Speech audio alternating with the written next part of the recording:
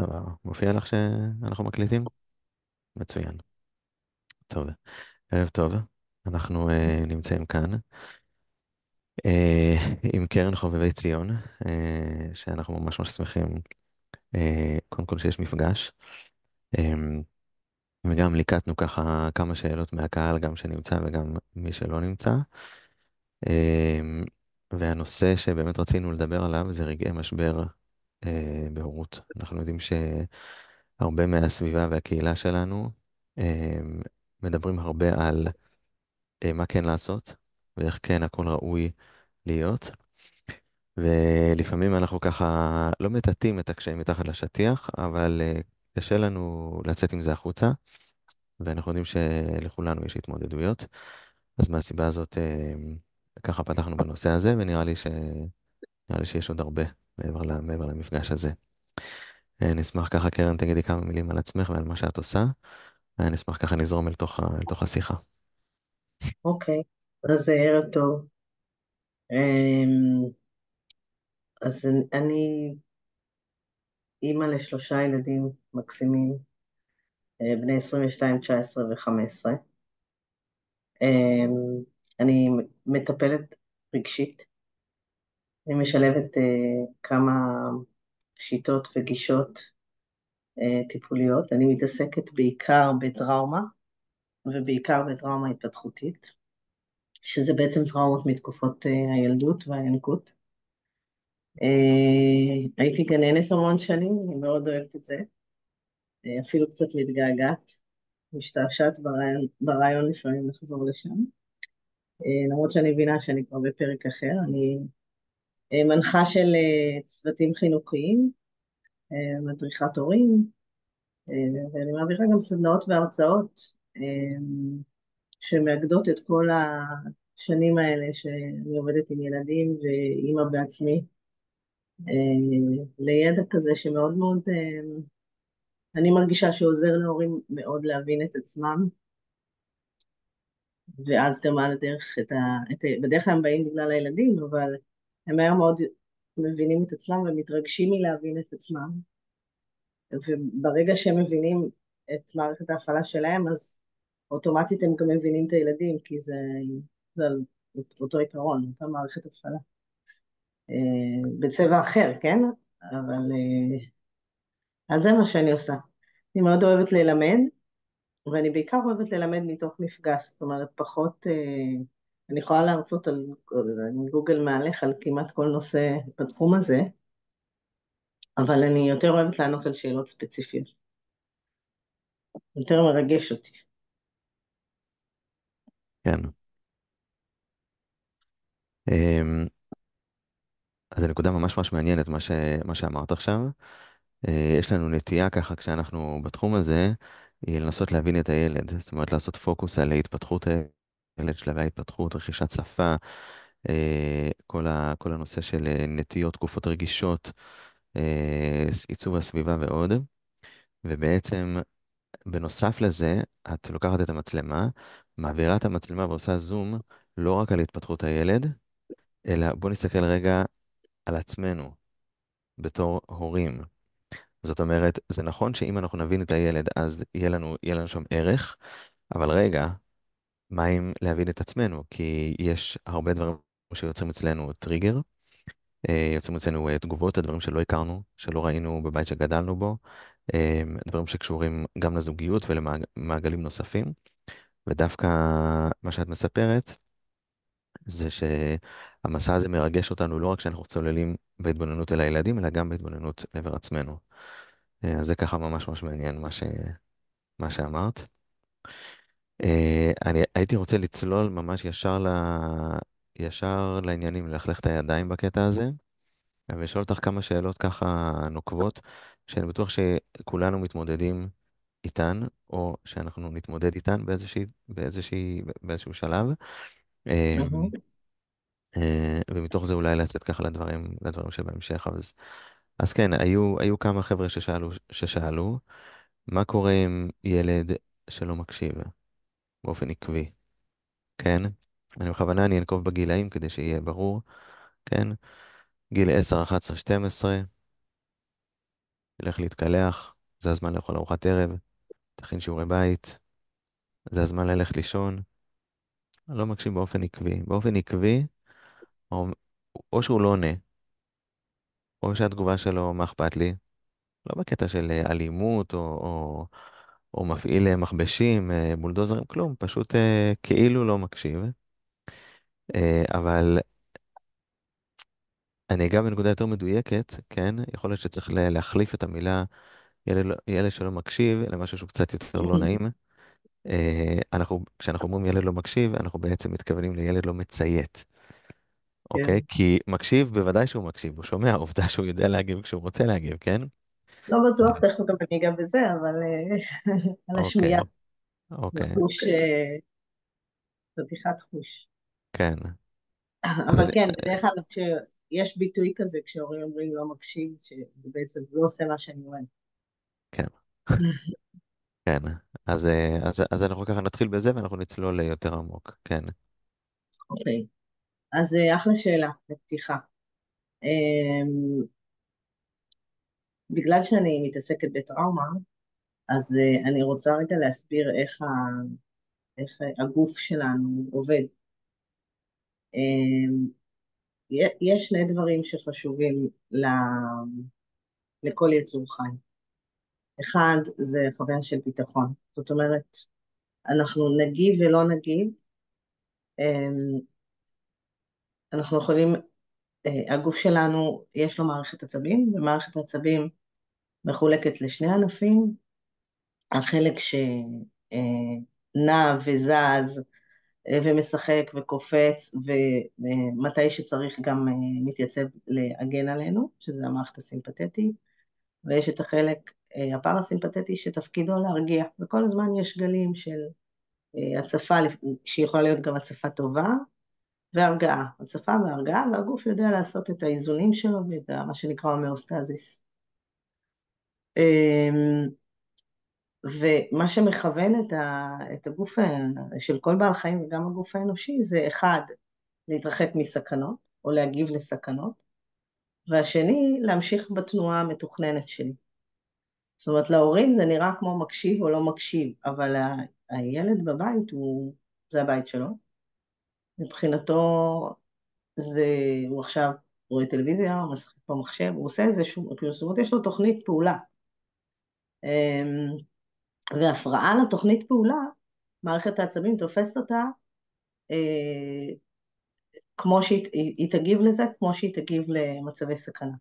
לא כי היא חושבת שזה מסוכן, אלא מכיוון שלכל יצור יש את החופש שלו לנוע, וזה פשוט מפתיע אותו. יצא לך פעם לראות, נגיד, חתול או כלב בבית, שמשהו נופל, אז פתאום הם עוצרים וזוקפים את האוזניים או את הזנב, אוקיי? הם נכנסים לאיזשהו סוג של דריכות, כי הם שמעו משהו, הם תכננו ללכת, לא יודעת, לקערה של האוכל, ופתאום משהו נעצר, אוקיי?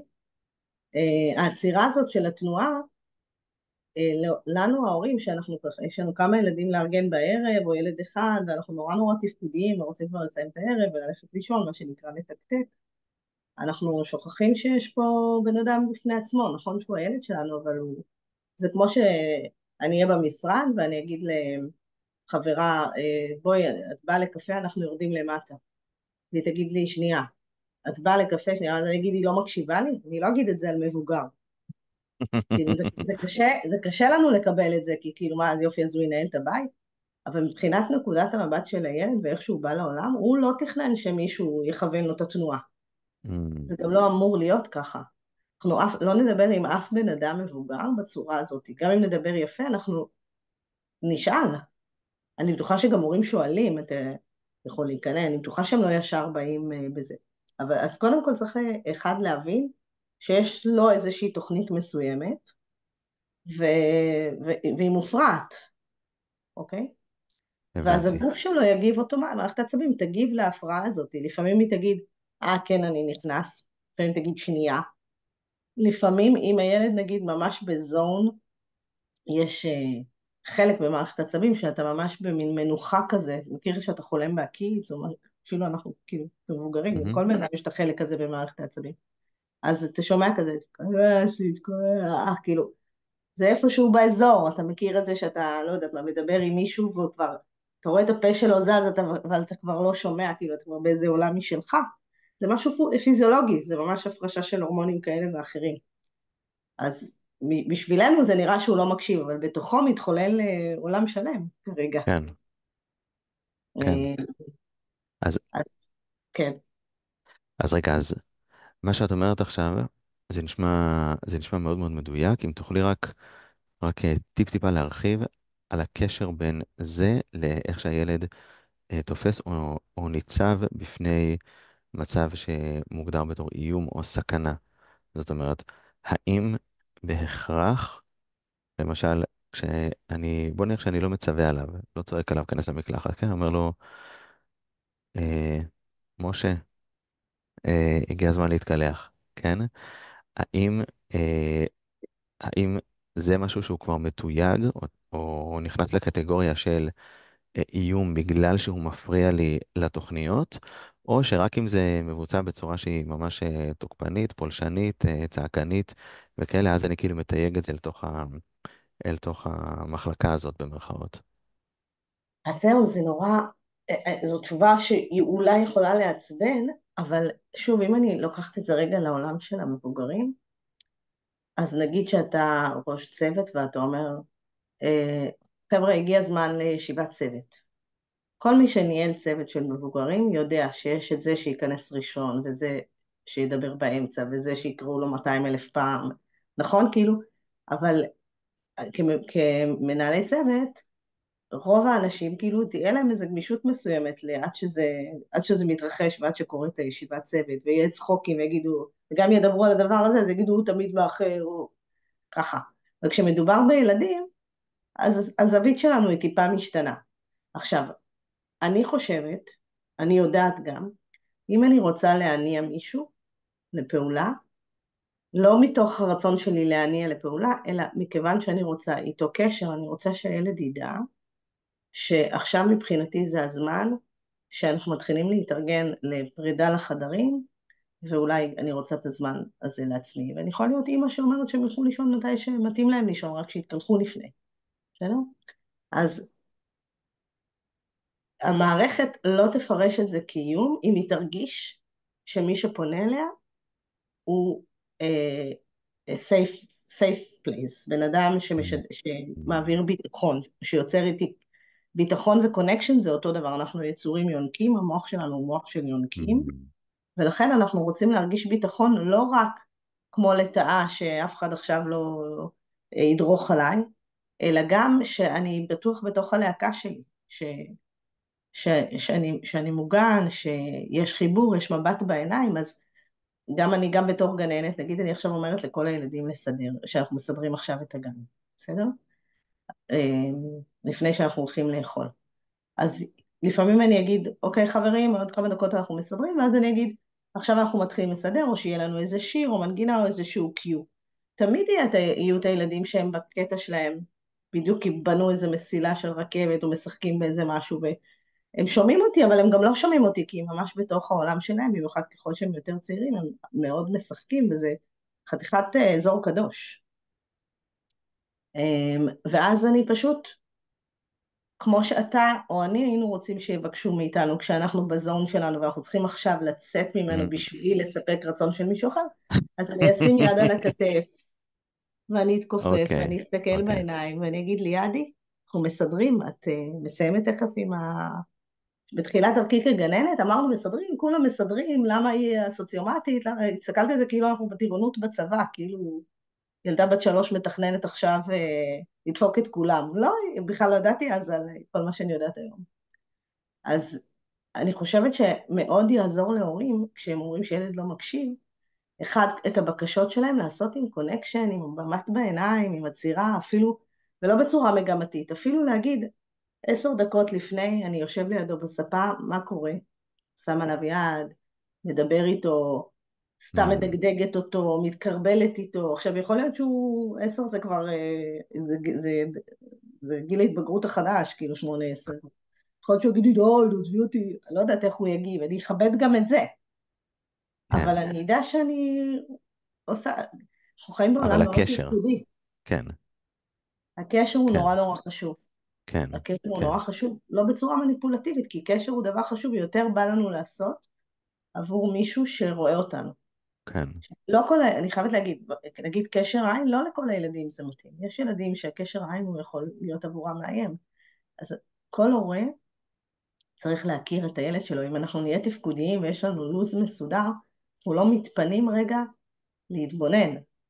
אחד mm, הדברים שאני מלמדת צוותי חינוך, הדבר הראשון שאנחנו עושים בתחילת שנה, ובגלל זה אני גם מאוד אוהבת את המונטסורי, זה תצפיות.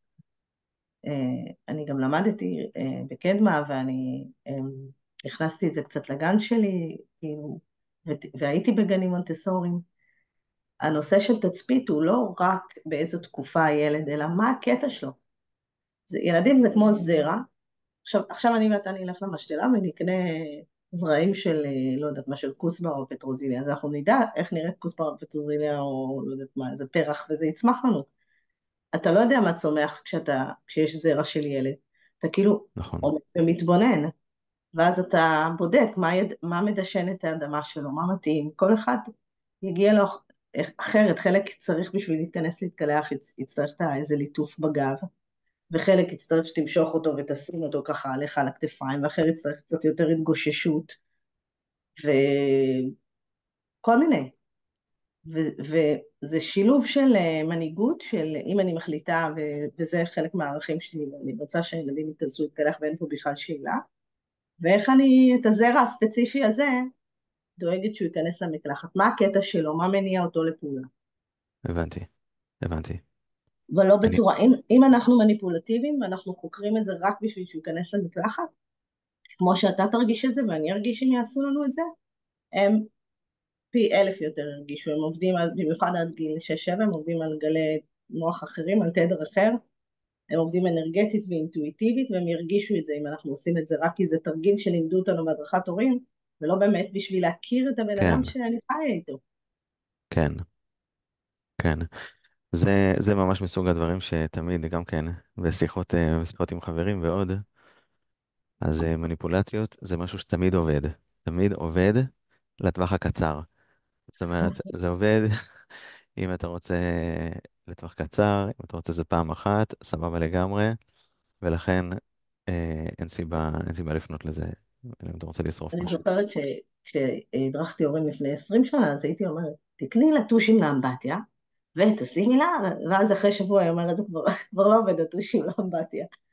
כן, כי היא לא הרגישה שבאמת ראו אותה. יש ילדים שלא ייכנסו להתקלח, בגלל שהמעבר בין הלהוריד בגדים עד שהם נכנסים למים החמים, יש להם רגישות חושית מאוד גבוהה, זה הקטע שלהם, וקר להם, יש לי ילד כזה. אז הסכם היה, לא הסכם בשביל שאני אכניס אותו, אלא, אוקיי, הבנתי, מה יעזור? אז הייתי מחממת לו את הבגדים ואת המגבת על הרדיאטור, ואז הוא מתעטף בזה, והוא רץ למקלחת, ותמיד שיהיה מים חמים, והמקלחת מחוממת, וכל אחד, ומה שהגוף והנפש שלו צריכים. יש ילדים ששמים להם, הם מאוד מוזיקליים, הם מאוד אוהבים מוזיקה, יש רמקול לאמבטיה, ושמים להם רמקול בתוך האמבטיה, זה זירז אותם למקלחת, אבל זה לא מניפולציה. זה הבנתי את הקטע שלך, כן. הבנתי מה שאתה אוהב, כמו שבחברות הייטק יודעים שמישהו אוהב Mm, את הקפה הזה או את הקפה הזה, ואז למחרת ה-HR דואגת שזה יהיה שם, אז כזה. זה ממש מעניין. אוקיי, מגניב. אז ככה שתי שאלות מכווינות מתוך הדברים שאמרת, זה ממש ממש מעניין. קודם כל, האם ההסתכלות הזאת, האם ההרכבה הזאת של משקפיים היא תקפה לכל דבר בעצם שאנחנו מדברים, כאשר אנחנו מדברים על המקרה הזה של הילד לא מקשיב? זאת אומרת, גם שיעורי בית, גם שטיפת כלים שהוא ישתמש בהם, לסדר את החדר וכולי, גם כן, זאת אומרת, זה להרכיב את המשקפיים של אמ, איפה נמצא הילד כרגע, כן? ואיפה הוא אה, נמצא, מה האופי שלו, מה הקטע שלו, וגם אני הייתי מוסיפה, וזה אחד הקשוחים, גם בתור אימא זה היה לי קשוח, שיש דברים שזכותו של הילד שלי לשרים.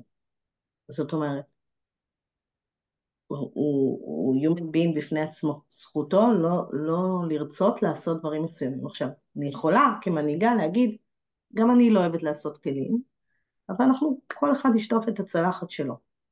עכשיו, אם הוא ילד, נגיד, שהוא נורא נורא רגיש חושית, והבת שלי למשל, יש לה איזה פוביה מחורים, אז היא לא יכולה לראות את הספוג, היא אומרת לי, זה כמו איזה משהו רוטט כזה, חי, כאילו, ויש כאלה שהברזל של הסקוץ' של הספוג כלים מפריע להם, יש כאלה שממש, באמת ממש מגעיל אותם, אפילו שהם אכלו בצלחת הזאת, זה ממש ממש מגעיל אותם. אז אני היום, כשהייתי יותר צעירה ולא הכרתי את הדברים האלה, הייתי יכולה להיאבק על שטויות, אבל זה לא שטויות, זה באמת לי היה חשוב. אבל נגיד אצלי אין איזה עניין מיוחד חושי, כולם משתפים את הכלים שלהם אחרי שהם מסיימים לאכול. אבל יש דברים שהם לא אוהבים, ואז עשינו כזה חלוקה, טוב, הערך הוא שאני רוצה שתהיה פה שותפות בבית. זה אפילו לא טייטל Mm, כזה של תקשורת מקרבת ערך, אני צריכה את זה, אני עמוסה, קשה לי, אני צריכה, ואני גם רוצה שתהיו גדולים, תלמדו גם כל מיני משימות בית שתצטרכו להחזיק הבנתי, בית. הבנתי. זאת אומרת, אז אני זה- יכולה להתגמש, אז אתה תקפל את הגרביים, כי אני לא אוהבת לקפל את הגרביים, אבל אני לא חייבת ללכת ראש בקיר. הבנתי. מה? הנאה, היכרות, מה יעזור לו, מה הוא אוהב, שיח, משא ומתן, וגם לקבל את לא, לשמוע גם לא. זה לא אומר אה, שאני אוותר על זה שאני רוצה שותפות, אבל כן, מותר כן, להגיד לי לא. כן, כן. אוקיי, זו נקודה סופר מעניינת. האמת היא שהייתה לי עוד שאלה שגם הזכרתי קודם, אבל אנחנו נשמור אותה להמשך, כי את לוקחת אותנו בדיוק למקום הבא, שהוא מצוין. אוקיי, אין בעיה, הילד הוא human being בפני עצמו, זכותו להגיד לא. בן 14, השעה 10 בבוקר, לא רוצה לקום לבית ספר, what now? קשוח. איזה רגע, שנייה, שנייה, קשוח. שנייה, רגע, שנייה. יום חמישי ברציפות. כן. איך הוא ב10 בבוקר לא קם לבית ספר? כאילו בבית ספר לא מתחיל ב8? טוב, הוא מתחיל בשמונה, הוא פשוט לא יוצא מהמיטה. תשמע, זו שאלה טריקית. אמ, אני לא אוהבת בית ספר. אני חושבת שהוא מקום של נשמות מסוימות הוא בלתי נסבל. אמ, התשובה שלי זה שאני הייתי בודקת מה הסיפור שם. לאו דווקא ב10 בבוקר. הייתי ממש בודקת את זה לעומק. תראה, הטיפול שאני עושה, כשאני עושה הדרכת הורים, זה לא הדרכה, זה ממש טיפול. ויש דרך לבדוק לעומק מה הסיפור שמה של ילד. Mm, למשל, של ילד שלא רוצה ללכת לבית ספר. לי היה ילד יש לי ילד שהוא משחק כדורגל, והוא להבדיל, כן? כי הוא אוהב ללכת לשחק כדורגל. והייתה תקופה שהוא פשוט היה עצבני, בטירוף. כאילו, הוא אוהב את רונלדו, רונלדו היה מפסיד במשחק, הוא היה זורק דברים בחדר. עכשיו, הוא ילד קצת גרמפי לפעמים, אבל זו הייתה תקופה שהוא היה. אני חוויתי אותו כאלים, למרות שהוא לא פגע בי, והוא לא פגע אף אחד, אבל זה לא היה אותו אופיר. בגלל שזה מה שאני עוסקת ואני חוקרת לעומק, אז יש ממש מתודה. אני מטפלת גם בגישה שנקראת הורות כמעשה ניסים, אז יש דרך ממש להסתכל מה mm, הבקשת עומק של הילד ומה הסיפור שם. היה ברור שיש שם משהו שקשור למוגנות, איך אני יודעת? כי אני מרגישה שהמוגנות שלי נעלמה, אוקיי? בעלי חווה את זה אחרת, כי הוא לא פחד ממנו, הוא גם לא פגע בי, אבל אני לא יכולתי שמסתובב פה גבר אלים בבית, כאילו עצבני. mm, עכשיו, זה תרגר בגלל הטראומה האישית שלי, אז אני כאילו שמתי לב לזה ראשונה, ולבעלי זה היה פחות מתרגר, אבל הבנתי שיש פה משהו, ועשיתי את התהליך שהוא בכלל עם עצמי, עוד בכלל לא דיברתי עם אופיר, שאלתי אותו מה קורה, אבל זה היה תהליך פנימי, ואז התברר ידענו שהתחלף מאמן, אבל לא ידענו שהוא מדבר אליהם בצורה גואלית, והוא צועק, והוא משפיל אותם, והוא ממש מפחיד אותם, ממש מאיים עליהם ומפחיד אותם מה יקרה אם הם יפסידו. וכל הילדים בקבוצה נהיו גרמפים, אבל בגלל שאני לא בקבוצה של הכדורגל הבעלי, אז הוא כאילו לא שם לב mm, להודעות. ברגע שהבנו את זה, גם יכולנו לדבר איתו, להסביר לו שזה לא בסדר מה שקורה שם, ואנחנו נטפל בזה. 50% מהעצבים כבר ידעו רק מזה שהוא ראה שראינו אותו.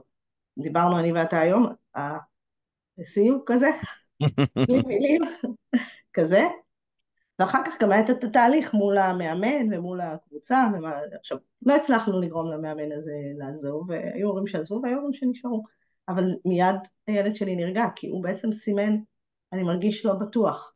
הוא לא בא ואמר, אני מרגיש לא בטוח, למרות שמילולית הוא יכל. הוא התנהג בצורה שגרמה לכולם להרגיש לא בטוחים. אז ילד שלא הולך לבית ספר, יש שם איזה עניין. עכשיו, לפעמים זה עניין שאי אפשר לפתור. מורה שמתנהגת אליו מגעיל. אני מכירה כמה ילדים שהריח בכיתה בשבילם, שוב, אני מדברת על רגישות חושית, בלתי נסבל, בלתי נסבל. הם מריחים את הסנדוויץ' של הילד, אפילו אם אין בו טונה. יש ריח של לחם וריח של גוף וזה. יש ילדים שזה הרעש. יש ילדים שזה שיש פלורסנט נוראי בשבילם. יש ילדים שאם היית מעביר אותם לבית ספר אנתרופוסופי, רק מזה שיש שם אפיות מלבד, הם היו נרגעים. זאת אומרת, אני למשל בתור ילדה, אני יותר מתחברת למונטסורי, אבל הנראות של אנתרופוסופי והחומרים הטבעיים, אני אחכה בשער של הבית ספר כבר ב5 בבוקר רק כדי להיכנס לשם. ובתי ספר, אומנם כאילו הם משופצים וכזה, אבל לי הם מזכירים, הם נורא קרים לי. אני צריכה בדים, אני צריכה צבעוניות, שוב אמרנו, כל ילד הוא זרע, יש ילדים שהאסתטיקה היא נקודה קריטית עבורם.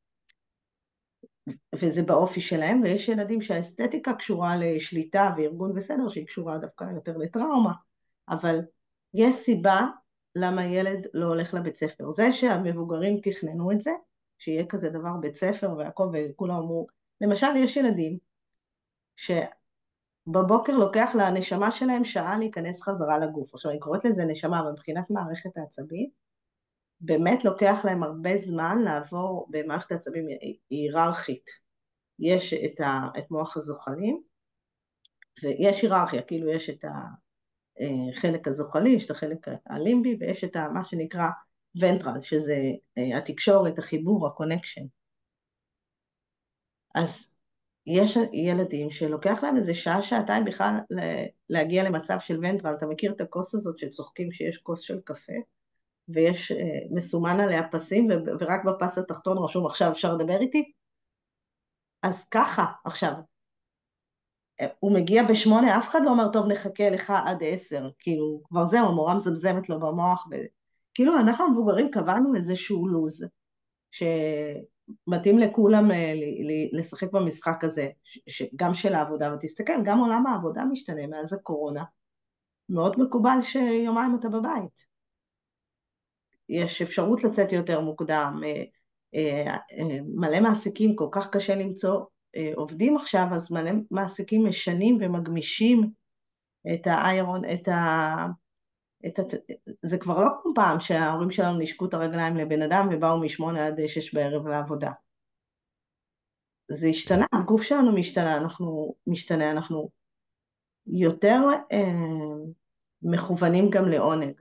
אנחנו מבינים היום בתקופות בחברה המערבית, בטח בישראל, שיש המון לחץ והמון סטרס, לא מדברת אפילו רק על מלחמה, הגוף צריך להתמשאב, הוא צריך לקבל משאבים, הוא צריך להפעיל את המערכת הפרסימפטית כדי להרגיע. להיות בכיתה עם 35 ילדים, 30 ילדים, במשך 5-6 שעות, אני עוד לא מדברת על צהרון, זה מאוד לא מבוסת. אתה יכול לדמיין שאתה עובד במשרד, חלל גדול אופן ספייס, ויש שם 35 אנשים מזיעים, ולפעמים צורכים, כאילו, תדמיין, כאילו, אין כמעט תנאים של בית ספר, אני לא מכירה הרבה מבוגרים שנמצאים בהם, חוץ מהמורות. כן, שוב, אנחנו לא מדברים על מונטסורי, שזו חוויה אחרת לגמרי, כן, בעיניי יותר כן, מותאמת, הרבה יותר אנושית ועדינה. לא שאין כן, כוונות, זה לא שמישהו מתכוון לפגוע, אבל הבתי ספר הרגילים מאוד לא מבינים בנושא הזה של מערכת העצבים, הם לא יודעים אפילו mm, לזהות. mm, אם אני אשב איתך בכיתה, אני אוכל להגיד לך מי מהילדים מנותק ונמצא בדיסוציאציה, מה שנקרא חולמניים, ומי בפייט פלייט שקופצת לו הרגל, אבל אסור להם. הוא מרגיש פייט, אבל אסור לו לעשות עכשיו פייט. הוא כן, מרגיש פלייט, אבל הוא לא יכול, הוא חייב לדכא את זה. אז בקיצור, לשאלתך על ילד שלא קם ב10, זה משהו לדעתי יותר עמוק, ואז לפעמים התשובה תהיה נסכם משהו עם המורה שהוא יגיע יותר מאוחר, לפעמים זה יהיה להעביר אותו למסגרת שהיא יותר מותאמת, לא תמיד קל, ולפעמים זה יהיה לעבוד עם הילד על לא לקחת את זה יותר מדי ברצינות, זאת אומרת, כן לעזור לו להגיע לשם ולווסת את עצמו ולהרגיע את עצמו שם בתוך המסגרת שאי אפשר להחליף לו. כן, כן. אז רגע, קודם כל ירון הצטרף אלינו, אז ברוך הבא ירון, תודה רבה שהצטרפת. רק נעשה איזשהו, ממש איזשהו וי של, של חצי דקה על הדברים שדיברנו עליהם. אז ככה התחלנו בנוגע קודם כל קרן הציגה את עצמה, ואז דיברנו קצת על, על מה קורה כשילד לא מקשיב, לפי המינוח שלנו לא מקשיב, אבל בעצם זה לא מציית או לא עושה את מה שאנחנו אומרים. וקרן ככה פרסה כמה זוויות מאוד מעניינות.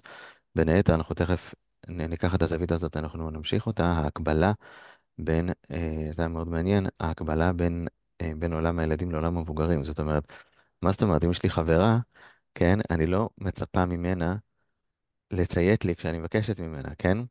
אז יכול להיות שהפנייה אל הילד יכולה להיעשות באותה, באותה נחת, כן? אני מתייחס, אני מנסה, כמו שכותבת דוקטור מריה מונטסורי, אני אולי רוצה לדבר אל המבוגר, כן?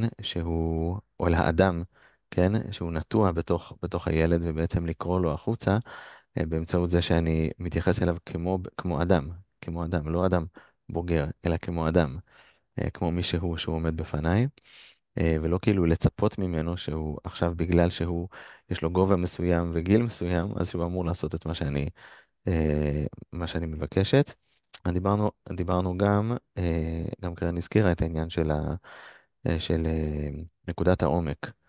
זאת אומרת, מעבר לזה שיש לילדים הרבה פעמים מטבעם, גם העולם שלהם וגם הכיוון שהם מנחים את עצמם בו, וגם נקודות שתכף אנחנו נרחיב עליהן קצת יותר, שאנחנו בתור מבוגרים צריכים להיות יותר ערניים לנקודות האלה, ואנחנו רוצים לגשת אל הילד. אני כן רוצה לקחת משהו שאמרת, קרן, ולנסות להרחיב עליו, וזה על העניין על העניין של המוגנות. ברשותך, המקרה שהזכרת קודם, אמרת שאת הרגשת שכאילו ירדה ממך המוגנות, הרגשת שגם ראית, כן, אצל הילד שלך שהיה שם איזשהו סדק במוגנות, ידעת שזה העניין, ואני רוצה לקשור את זה למשהו שאמרת בתחילת השיחה, אה, שביטחון שווה קשר. ביטחון שווה קשר, כן. ו, ואני רוצה, אני מאוד מאוד רוצה לדייק למה את מתכוונת שאת אומרת קשר. אני תכף אביא סיפור קצר, ואז אשאל אותך את השאלה, כן? יש לי חבר טוב שבסיטואציה מסוימת נפגש עם המלכה אליזבת, כן? מנוחתה עדן. וכשהוא, תהיה נפלאות. וכן, וכשהם נפגשו, אז הוא שאל אותה, אה, אה, מה הלקח החשוב ביותר שהיא למדה בחייה? והיא אמרה לו, שמערכות יחסים עם בני אדם, הקשר עם בני אדם זה הדבר החשוב ביותר שיש ושצריך להשקיע בו. אותך אני רוצה לשאול, כי מערכות יחסים זה נושא שהוא באמת אינסופי, הוא באמת אינסופי, כי הגבולות שלו הם כגבולות המין האנושי לדורותיו, כן? אבל כשאנחנו מדברים על קשר, ובכוונה כשאנחנו מקבילים את הקשר הזה לביטחון אצל הילד, ובמיוחד כשאת ככה נוגעת בדיוק בנקודה ואומרת, זיהיתי עניין במוגנות, קשרתי את זה לביטחון, ראיתי אותו, וזאת הייתה ההתחלה. זה לא הפתרון, אבל זה הפתח לראות אותו. אני רוצה לשאול אותך, מהו האסנס, כשאת אומרת קשר שווה ביטחון, מה, התמצית של קשר, אוקיי? ואני בכוונה, אני נותן כמה דוגמאות. האם למשל קשר זה כשאני רואה אותך, ילד, כן? או, אבל יכול להיות שכשאני רואה אותך, זה תחילת קשר, למה? כי זה חד-כיווני. זה לא, אז זה עדיין לא דו-כיווני, כן? האם ההתחלה של קשר זה בסדר שזה יהיה חד-כיווני, או שזה חייב להיות דו-כיווני. עכשיו, לפעמים דו-כיווני עם הילד, כן, למשל ילד שהוא ב, בטנטרום, כן, או משהו כזה, כן, אני מנסה לחבק אותו והוא צורח ומזיז את הידיים. האם זה קשר? זאת אומרת, יש פה נתינה מצידי, הכלה מצידי, תגובה מצידו, שהיא לא תמיד מידתית, לא תמיד, מה שנקרא, read the room, כן, כאילו, תבין באיזה סיטואציה אתה נמצא. אני אשמח אם מאוד, ממש אשמח אם תוכלי לדייק את המונח הזה קשר, אני יודע שזה משתנה, אבל ככה את התמצית ולבוא ולהגיד, אם יש לכם את זה, אתם מפתחים את זה, אתם יכולים להיות רגועים, הביטחון בדרך. וואו, זו שאלה שמבקשת ממני הגדרה, ואני מרגישה שקשר זה לא דבר שאפשר להגדיר אותו, אלא משהו בתנועה. אני חושבת Mm, שקשר זה מערכת יחסים בין שני אנשים, כל הזמן יש בה שברים ותיקונים. שברים ותיקונים, זה הדבר, mm, יש בנו פגיעות מעצם היותנו, ובמערכת יחסים של הורים וילדים נגיד זה טיפה שונה, אבל אני כן יכול להגיד שאני לא חבר של הבן אדם הזה, זאת אומרת אני לא באינטראקציה איתו, אבל כאילו זכותו לחיות, פשוט הצרכים שלי זכותו בתוך לחיות. קשר והצרכים, כן, והצרכים שהוא מחפש בתוך קשר, נגיד אני אמ,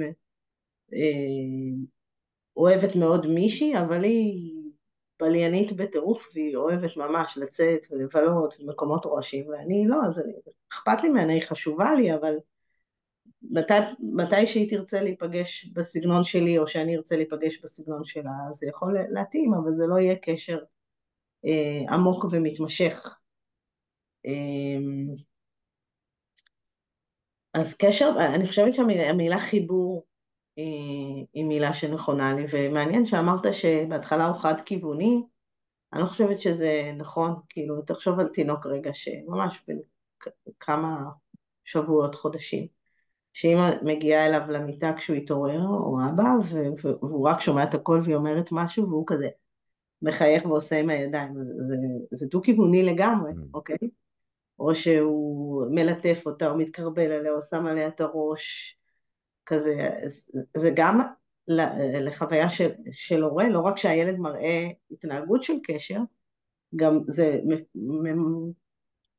ממלא את האימא mm, בהורמונים פרסימפטית, נכון? כאילו כמו שאני אקבל mm, חיבוק לזוג שלי, אז זה ממלא אותי בתחושה של עונג שאני קיבלתי מהילד שלי, אז אולי הוא לא מדבר, הוא נותן את הקשר בצורה שהיא לא מילולית, אבל הוא לגמרי עושה קשר.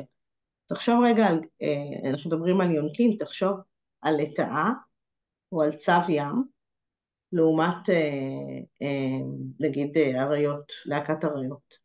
צבי ים, בגלל שהם זוחלים, הם מטילים את הביצים שלהם בחול, ואימא, אדיוס, והיא הולכת לים, אוקיי? ואחר כך הצבונים צריכים להגיע למים. לעומת זאת, תסתכל על יונקים, כאילו, הגורים משחקים אחד עם השני, ומטפסים על אימא, ומושכים לאבא והם בזמן, בלהקות, כן. ואז אבא, גם אבא יכול לאכול את הגור שלו שם, כאילו להרוג את הגור שלו שם, שזה יותר כאילו של בעלי חיים, אבל אצלנו בני אדם יש קודים אחרים. אבל ישר אפשר לראות את הדבר הזה של כן, מה שדיברתי עליו, קונקשן, אצל יונקים לעומת אצל בעלי חיים זוחלים. כן, זוחלים לא יכולים להראות, גם חרקים אתה יכול לראות אותם עושים ריקוד חיזור כזה, אבל הוא למטרת רבייה, ואתה יכול לראות את זה גם אצל עופות נגיד, כשהם בונים קן וכאלה, אז זה נראה אחרת, וחיבור וקשר זה משהו שהוא ongoing כזה, כן, יש לו עליות ויש לו מורדות כן, ויש לו דברים ויש לו תיקונים. כן.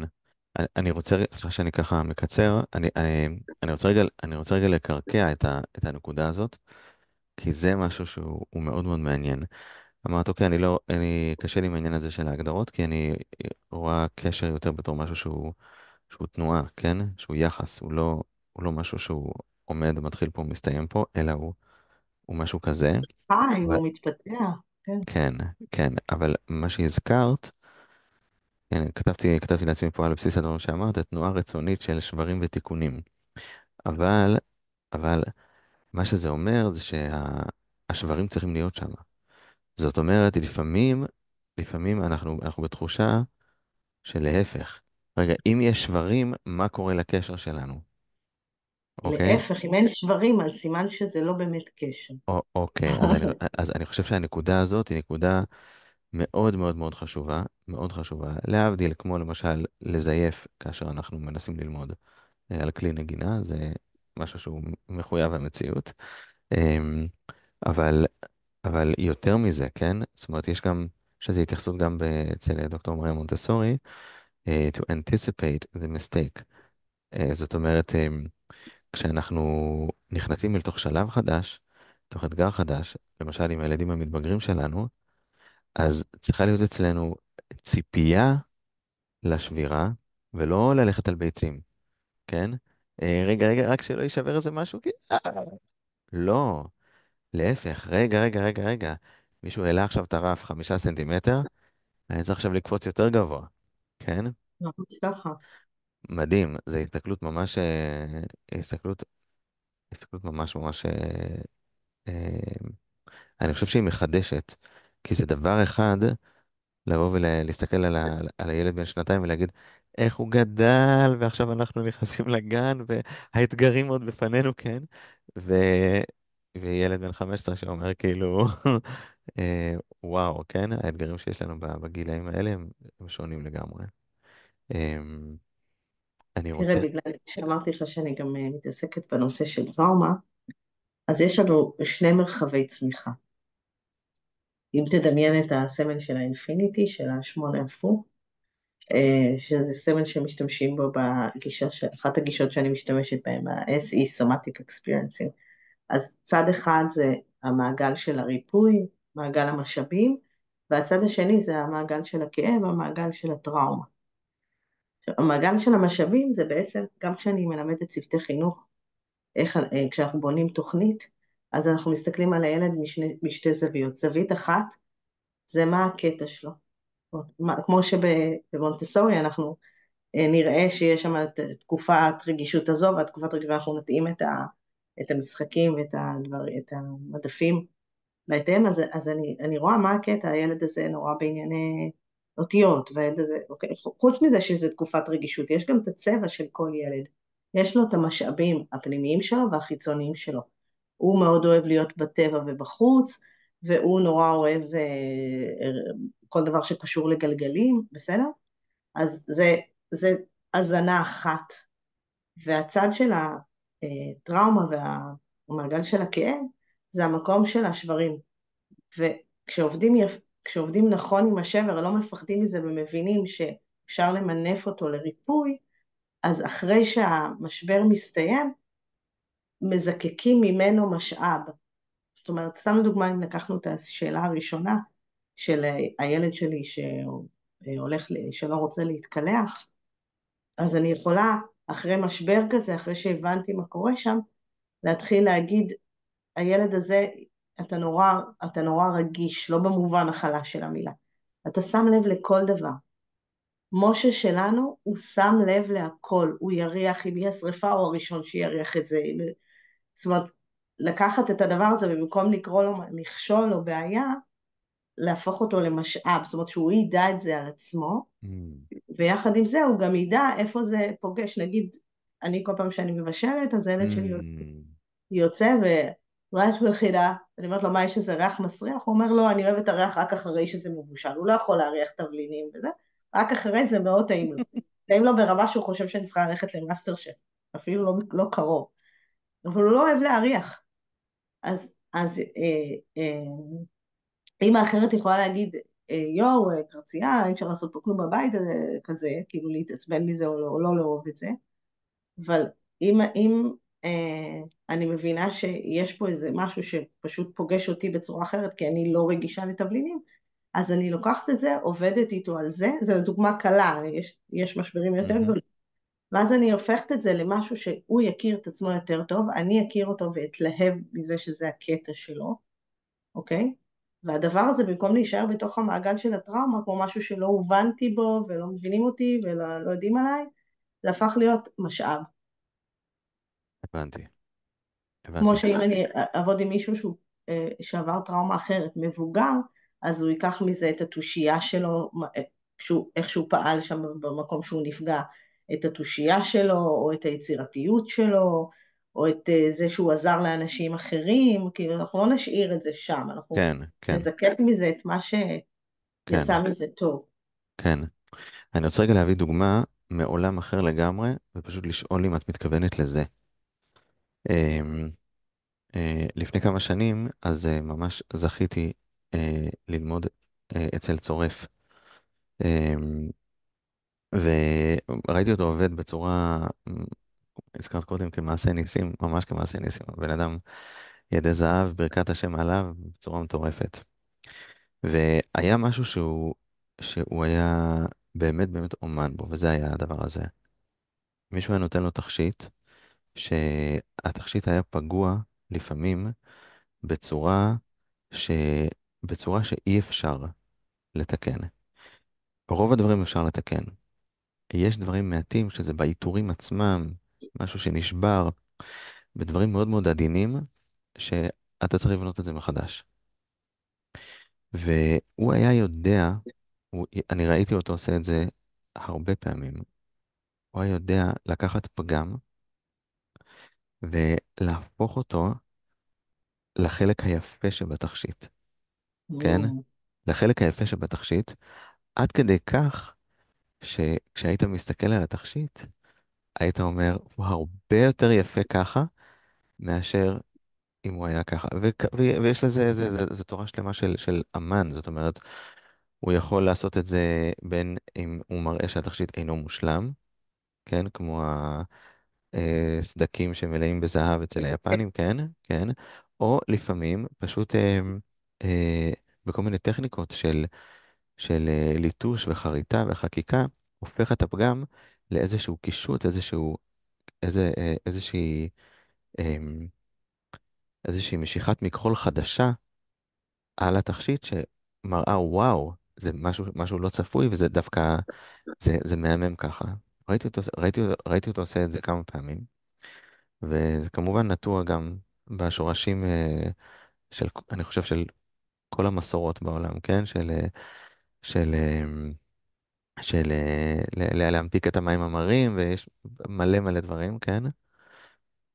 ואני רוצה לשאול אותך אם את מתכוונת לזה. זאת אומרת שנפרץ לנו איזשהו סדק, כן? בין אם זה בילד ובין אם זה במערכת היחסים, והאומנות שלנו היא, נקרא לזה בצורה פשטנית, למלא את הסדק הזה בזהב, שדווקא יהפוך את הכלי ליותר יפה.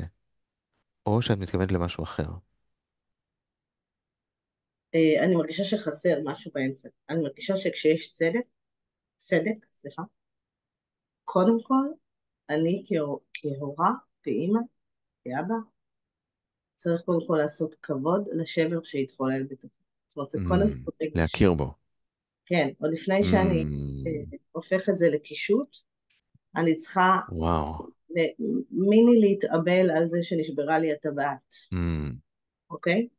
אז כאילו, זה המון דיבורים על מה שצריך, אבל בסופו של דבר, אני ואתה הורים, אנחנו יודעים כמה זה קשה כשקורה לי סיטואציה לא פשוטה או שבר עם הילדים, אני לא רואה לא את הזהב ולא את הסדקים ולא כלום, אני mm, רק נורא נורא נסערת רגשית, עצובה, חסרת אונים, מבוהלת, חרדה, כועסת, כל אחד והסיטואציה ומה זה הפעיל אצלו בגוף במערכת העצבים. זאת אומרת, קודם כל זה לעשות מקום לעצמי ולתת לי להרגיש רגשית ופיזית לרגע שיש מקום בגוף. זה יכול להרגיש כמו מועקה נורא גדולה בחזה, זה יכול להרגיש כמו בחילה, זה יכול להרגיש כמו לחץ מאוד גדול בלסת. אז קודם כל, לתת לי את ההרגשה שאני איתי. אני איתי ואני רואה זה קשה, וזה לא תמיד קל, לפעמים מתרוצצים 4 ילדים בבית, זה תלוי מהמקרר, וזאת כאילו, איפה עכשיו החלה לעצמי? אז אני אעשה את זה אחרי. אבל יש שם קודם כל להבין שזה קונקשן, זה קשר. שנינו נשברים עכשיו. שנינו עכשיו נסרטים בתוך הדבר הזה, Mm, אוקיי? ואחרי שאני עשיתי מקום לעצמי, באותו רגע או בדיעבד, רק אחר כך, אחרי שהבאתי את החמלה הזאת למקום הזה, ויצרתי בהירות בתוכי, אני יכולה להתפנות לראות את למה זה נשבר, ומה היופי בשבר הזה, ומה שהילד הזה מביא לפתחי. ותמיד זה בעיניי המהות של מערכות יחסים, זה התמיכה דרך המפגש עם הבן אדם האחר. אנחנו מתפתחים בעצמנו, אבל ההתפתחות העיקרית היא מעצם המפגש עצמו, ממה שכל אחד מביא, כדי שנתמודד ונחצה את זה ונכיר את עצמנו טוב יותר. כן. אבל בגדול כן, זאת אומרת, כשסיפרת את זה, אז ממש כאילו הרגשתי שיש לי איזה סיפור על ילדה מהגן, אבל לא הצלחתי למצוא את זה. כאילו, אני יודעת שהוא עומד לי כזה על קצה הלשון, אבל אני חושבת שהרגעים הכי יפים שאני אהבתי כגננת, זה כשמשהו שהיה לי קשה בהתנהלות או התנהגות של ילד, הרגע הזה שאני מבינה למה אלוהים ברא אותו. Mm, למה אלוהים ברא אותו ככה? כאילו, למה mm, הוא ברא אותו זה סבבה, אבל כשאני מבינה שאני אומרת, וואו, איזה מזל שיש אנשים כאלה בעולם. כאילו, לפעמים זה יכול להיות ממש משהו שאני לא יודעת לעשות אותו בכלל, והוא מהווה עבורי השראה, ולפעמים זה משהו שאני ממש צריכה, אבל כאילו אין בן אדם שאין לו איזה אסנס, שאני אומרת, וואו, איזה מזל שיש אנשים כאלה.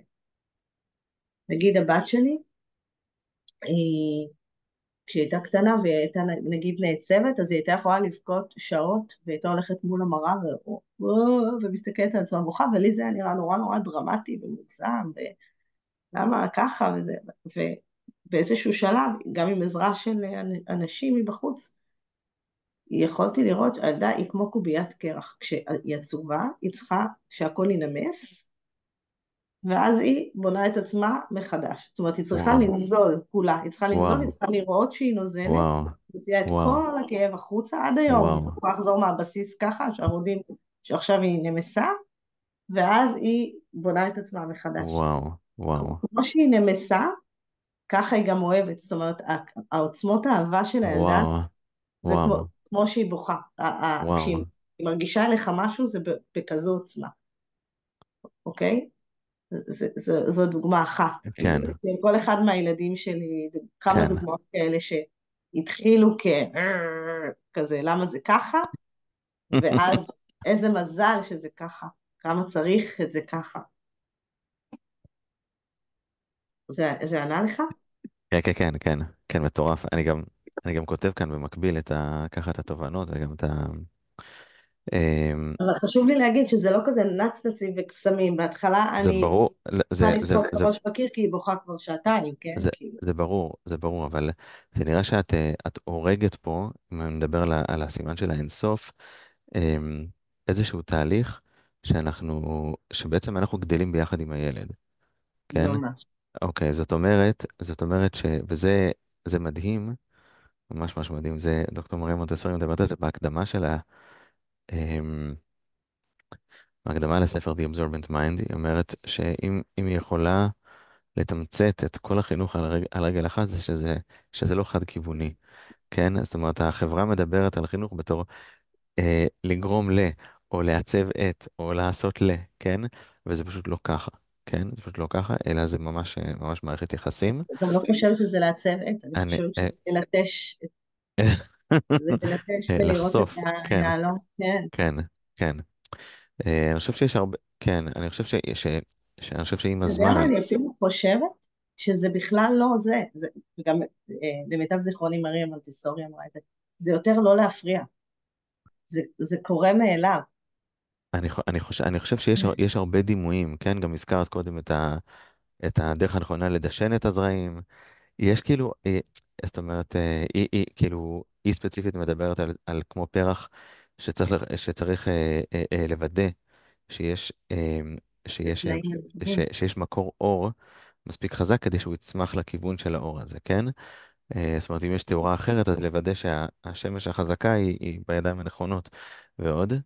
אמ, אז הדברים שאמרתם מאוד מאוד מאוד מאוד עוזרים ככה וגם מבינים איזשהו כיוון, אז אני רוצה דווקא לשאול שאלה ממקום שהוא לא צפוי. מה קורה כשאנחנו נתקלים בהתנהגות אצל ילדים שהיא התנהגות פתאומית ולא צפויה? אוקיי? זאת אומרת, אה, בואו נדבר רגע על, על, על ממש שפת גיל העשרה, אוקיי? זאת אומרת, 11, שם קוד 11, בסדר ומעלה, התפרצויות זעם, התפרצויות אלימות. אני זוכר אני זוכר שניגשתי לאיש חינוך מאוד מאוד, מאוד מאוד מוערך, וניגשתי אליו ושאלתי אותו על איזושהי דילמה שאנחנו התמודדנו עם באמת עם טנטרומים של הבת שלנו שהייתה בת שנתיים, כן, ושאלתי אותו, והוא מאוד מאוד כיבד את השאלה, מאוד מאוד כיבד את השאלה, והוא ענה לי בצורה מאוד מאוד מכובדת, כן? אבל אחרי זה יצאתי בהרגשה, ההרגשה שלי, לא ממנו, אלא הרגשה שאמרתי לעצמי, רגע, כאילו, היא בת שנתיים, זאת אומרת, גיל 15-18, תגיע להיי סטייקס, להיי ריסק, כן? מה זה עכשיו כאילו טנטרומים של מה, אתה כאילו חסר אונים מול, לפעמים התחושה שלנו מול ילדים קטנים, לפעמים אפילו תחושה של חוסר אונים. נשאל, נחזור לשאלה, אה, מה קורה בעולמות האלה של התפרצויות זעם, התפרצויות אנרגיה מאוד מאוד, מאוד מאוד חזקות, התפרצויות ממש של אלימות. כן, הזכרת את מה שראית אצל הבן שלך, אז אמרת כאילו הוא לא פגע בי, אבל הרגשתי שם איזשהו כדור אש של אלימות, ואני בטוח שבתור הורים יש לנו, אני יכול להגיד שלנו, כן, אנחנו חווינו את זה לא פעם ולא פעמיים, ואני גם יודע להגיד את זה אה, על הורים אחרים. זאת אומרת, תחושת חוסר האונים שלנו אל מול ילד בן שנתיים, היא שונה לגמרי מאשר איך אנחנו עומדים מול נער בן 14 שהוא מתוסכל. ו... ואני אשמח מאוד אם תוכלי ככה, אם תוכלי להתייחס לזה, אמ, ואולי אפילו גם להפוך את הדברים. זאת אומרת, הנטייה הטבעית של הורה היא לשאול מאיפה זה מגיע. מה, הוא כן, לא ראה את זה בבית, הוא לא גדל ככה, כן? אבל רגע, אוקיי, מאיפה זה מגיע? יכול להיות שהמצלמה היא צריכה לעבור. זה נכון שהשאלה מאיפה זה מגיע זאת שאלה נכונה, אבל לא בטוח שזאת השאלה שמעניינת אותנו כרגע. יכול להיות שיש פה משהו אחר שהוא על השולחן. אני אשמח מאוד אם כן. תוכלי להתייחס, כן. אוקיי, אז רגע כמה דברים. קודם כל, אה, גיל 14 זה גיל שעבר 14 שנים של אירועים. Mm. ס- אה,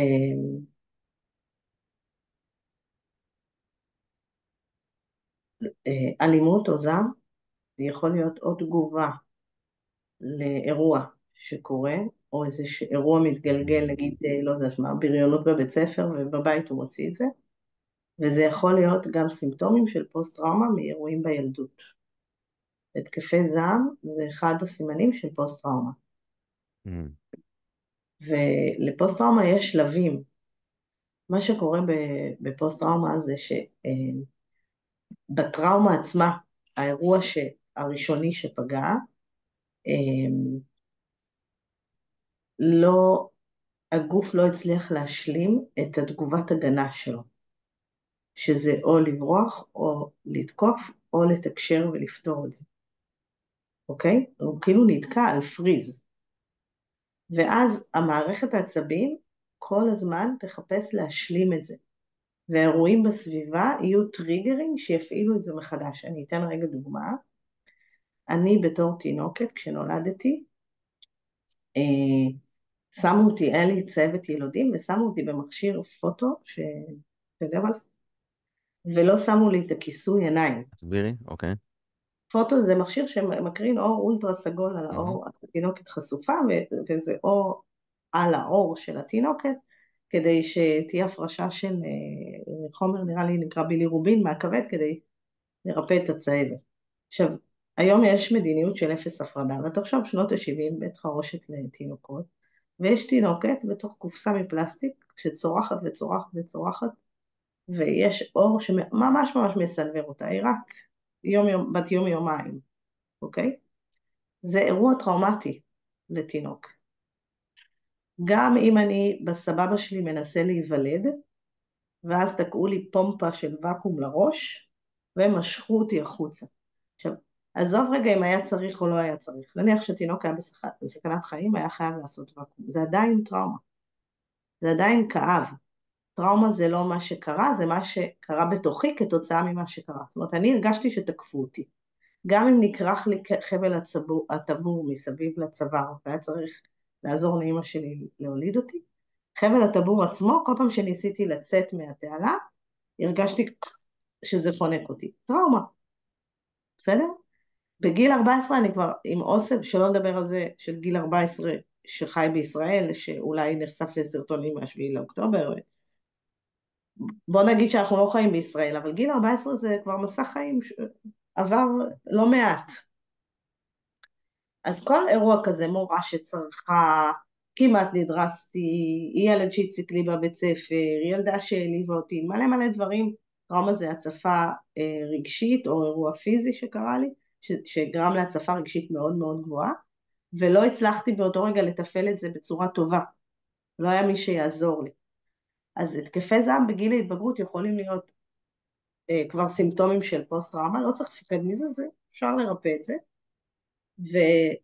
וזה יכול להיות תגובה כמו עם הבן שלי, שאמרתי לך שהוא היה בן 14 אז, של אירוע שקורה שאני פשוט לא מודע אליו.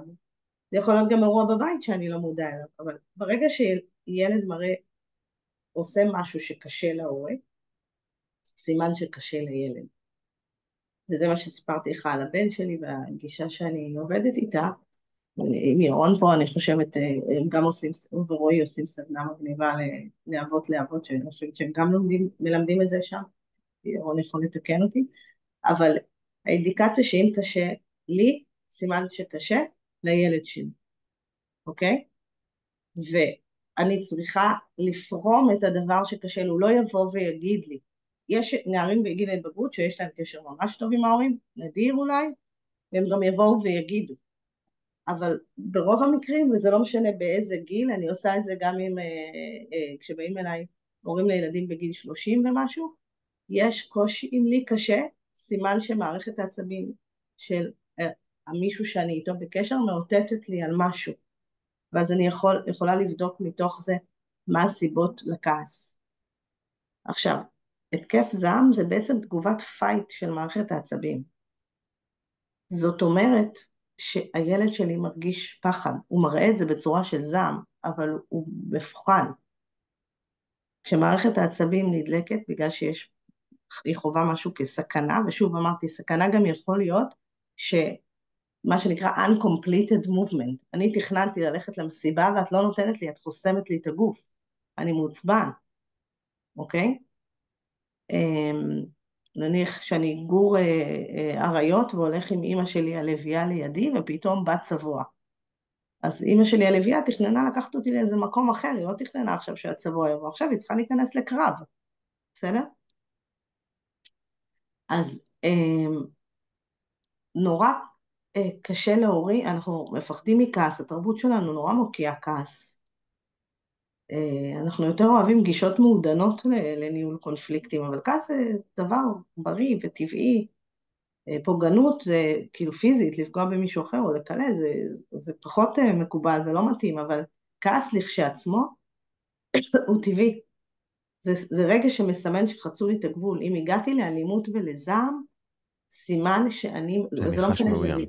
פוסט טראומה כן, או משהו, כן, אירוע שקורה, אובייקטיבי, כן, בשורה התחתונה אני מבוהל. כן, זה לא משנה אם אני אזרוק עכשיו כוס בבית, או שאני אכנס לחדר, אני אעשה פלייט ואתרוק את הדלת, או שאני פשוט אקפא, ואני אגיד, בסדר, טוב, בסדר, סבבה. כאילו, פשוט לא אגיב, כן, מבין? כן, אז הרבה פעמים, גם אני הייתי כזאתי, בהתחלה בתור אימא, כאילו זה קו אדום. אלימות, קו אדום, אנחנו לא מצליחים לראות שהם מפחדים, אוקיי?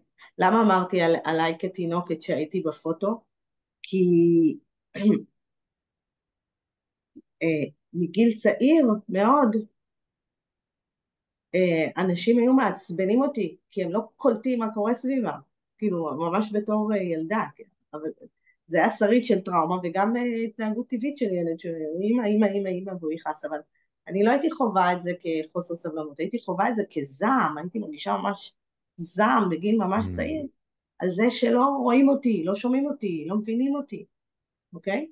וכל בן אדם לא יאהב שלא רואים אותו, לא שומעים אותו, אבל יש בן אדם שיבוא ויגיד, סליחה, אתה לא מתייחס אליי, יש בן אדם ירטון קלות, אבל אם זה זעם ממש ממש חזק ונראה לא פרופורציונלי לסיטואציה, אז או שרמת האיום היא עצומה, או כמו שהיה לבן שלי בכדורגל, או שזה סימפטום של פוסט טראומה מאירוע אחר בעבר, שעכשיו איזשהו טריגר נלחץ שם. כן, כן. ואז אני צריכה להשיב את חוויית הביטחון לילד. וזה משהו שהוא, שוב, ממה שאני שומע ומקשיב, זה עולם, כאילו, זה עולם ומלואו, זאת אומרת, אפשר לדבר על איך מתווכים ואיך מרפאים והכל, אבל זה ממש, זה יקום, זה יקום, הנושא של הנושא מערכת הזה. העצבים זה Mhm. כמו הורים לא יודעים את זה, זה גם משהו שרק בשנות ה-90 ממש חקרו את זה וזה התחיל להתפתח, ואז התפתח מכשור שממש מוכיח את הגלים במוח שרואים את זה, זה ידע כל כך קריטי להורות שאף אחד לא מלמד הורים, וואו, זה מערכת וואו, ההפעלה הפיזיולוגית וואו, של וואו, הילד והיא רלוונטית מינקות, והורים לא מצליחים להבין את זה והם גם מסרסים בטעות את ההתנהגויות האלה. עכשיו, אי אפשר באמת לסרס אותם. מערכת העצבים, אם היא תרגיש שהיא מאוימת, היא תגיב, הילד יעשה אדפטציות והסתגלויות כדי להרגיש מוגן, וואו, אבל זה כל כך מידע קריטי, הדבר הזה של איך עובדים מערכת העצבים, שכשאני מלמדת את זה בקליניקה או בזה, אז ההורים תופסים את הראש, אומרים, למה לא ידעתי את זה כשהם היו תינוקות? כאילו, עכשיו זה משהו שפעם בחברה המסורתית, זה לא דובר ככה מערכת העצבים, אבל ידעו את הדברים האלה. כן, כן, ברגע שהפכנו להיות משפחות קצת יותר בקבוצה סגורה, כן, בעצם התפקיד של הורים, חוץ מלגלות את היהלום הזה, לאפשר לו לגדול ולכוון את האור ולדשן את האדמה, אחד התפקידים העיקריים של הורים זה ללמד ילדים לעשות self-regulation, ויסות עצמי. ויסות עצמי נוצר אצל ילדים רק אחרי שהם חווים co-regulation עם ההורה. זאת אומרת, בהתחלה זה ביחד, האם או האב מפעילים את מערכת העצבים הפרסימפטית המרגיעה של התינוק, ושל הילד ככל שהוא גודל, ואז הוא כבר מצליח לפתח את המיומנות הזאת בעצמו. אז זה לוקח כמה שנים. כן, כן, אנחנו מצפים מילדים צעירים לעשות self-regulation, הם עוד לא יכולים, מערכת העצבים שלהם לא בשלה לזה בכלל. כן, כן, כן, טוב, זה מעלה, זה מעלה נקודות, אנחנו דיברנו מוקדם יותר היום, אז ככה לצורך ההקלטה אני אתן איזשהו תקציר, ואז אני גם אשאל אותך על העניין הזה, סביב ה, ה- הוויסות העצמי. אני אגיד את זה ככה בצורה קצת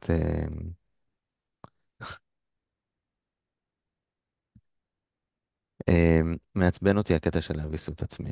אני אסביר למה, כן? כי יכול להיות שאצלי אני מדלג על השלב של הלהתאבל, מה שאת קוראת, זאת אומרת, להשלים עם הסדק, כן? וישר קופץ לזהב. אבל אה, ילדים בגיל ההתבגרות זה הרי געש. וכמו שכדור הארץ מתחדש על ידי רעידות אדמה והרי געש, ככה אדמה חדשה באה לעולם, כן? אז התפרצויות אנרגטיות כאלה, שהן אצל כולנו בבית, הן מראות שדברים חדשים באים לעולם, ממש. ממש, הוא תחדש פני אדמה, ממש, כמו שכתוב בתהילים. וזה משהו שברגע שאומרים ויסות חושי, או ויסות עצמי, כן, אז, אז זה נשמע כמו תרגיע, תרגיע, כן? לא, אז אוקיי, אז אני ממש אשמח אם תוכלי. זה יותר כמו שעלה בנזלה ונזלה, ואז הפסיק. כי רגע, ואז סיים להתפרץ. רגע, אוקיי, שנייה, שנייה, רגע, הפסיק ואז מה? אוקיי, כי בעצם הדבר הנוראי ביותר שאת יכולה להגיד לבעל חברה, אוקיי, זה שהחברה שלו תתייצב. הוא לא רוצה שהחברה תתייצב, הוא רוצה שהחברה תצמח, תגדל, אוקיי? כשאתה מסתכל על כל דבר, כן? יש maintenance, תחזוקה, אבל אם אין development, אם אין פיתוח, אז זה כאילו, לאן זה הולך? ובמיוחד אצל ילדים, שאנחנו בתור ההורים שלהם, עדים לכדורי אנרגיה מטורפים, אז, אז, אז, אז אני אשמח שתוכלי להסביר, כשאת אומרת ויסות עצמי, כן? ויסות עצמי לשם מה? אוקיי, זאת אומרת, האם זה לשם ויסות עצמי זה בעצם, רק כאילו להרגיע את השטח? לא, ויסות עצמי זה בעצם להחזיר את עצמי בחזרה לתחושה של ביטחון וקונקשן. Mm, אוקיי, זה לא תרגיע, תרגיע, אוקיי, אוקיי, אוקיי? וזה אוקיי. יכול להיות, קח לדוגמה, בוא נזיז את זה רגע מהאזור של ילדים. נניח שאני רואה חייל לשעבר, מילואימניק, והוא עכשיו בהתקף פוסט-טראומה, אוקיי? אז אני לא יודעת אם אתה ראית, יש את הסרטונים פעם, עוד אפילו לפני המלחמה, סרטונים של נתן נדמה לי, שמראים בן אדם שהוא קצת בדיסאוריינטציה ברחוב, או נלחץ מזיקוקים, אוקיי? אני לא אומר לו תרגיע, תרגיע.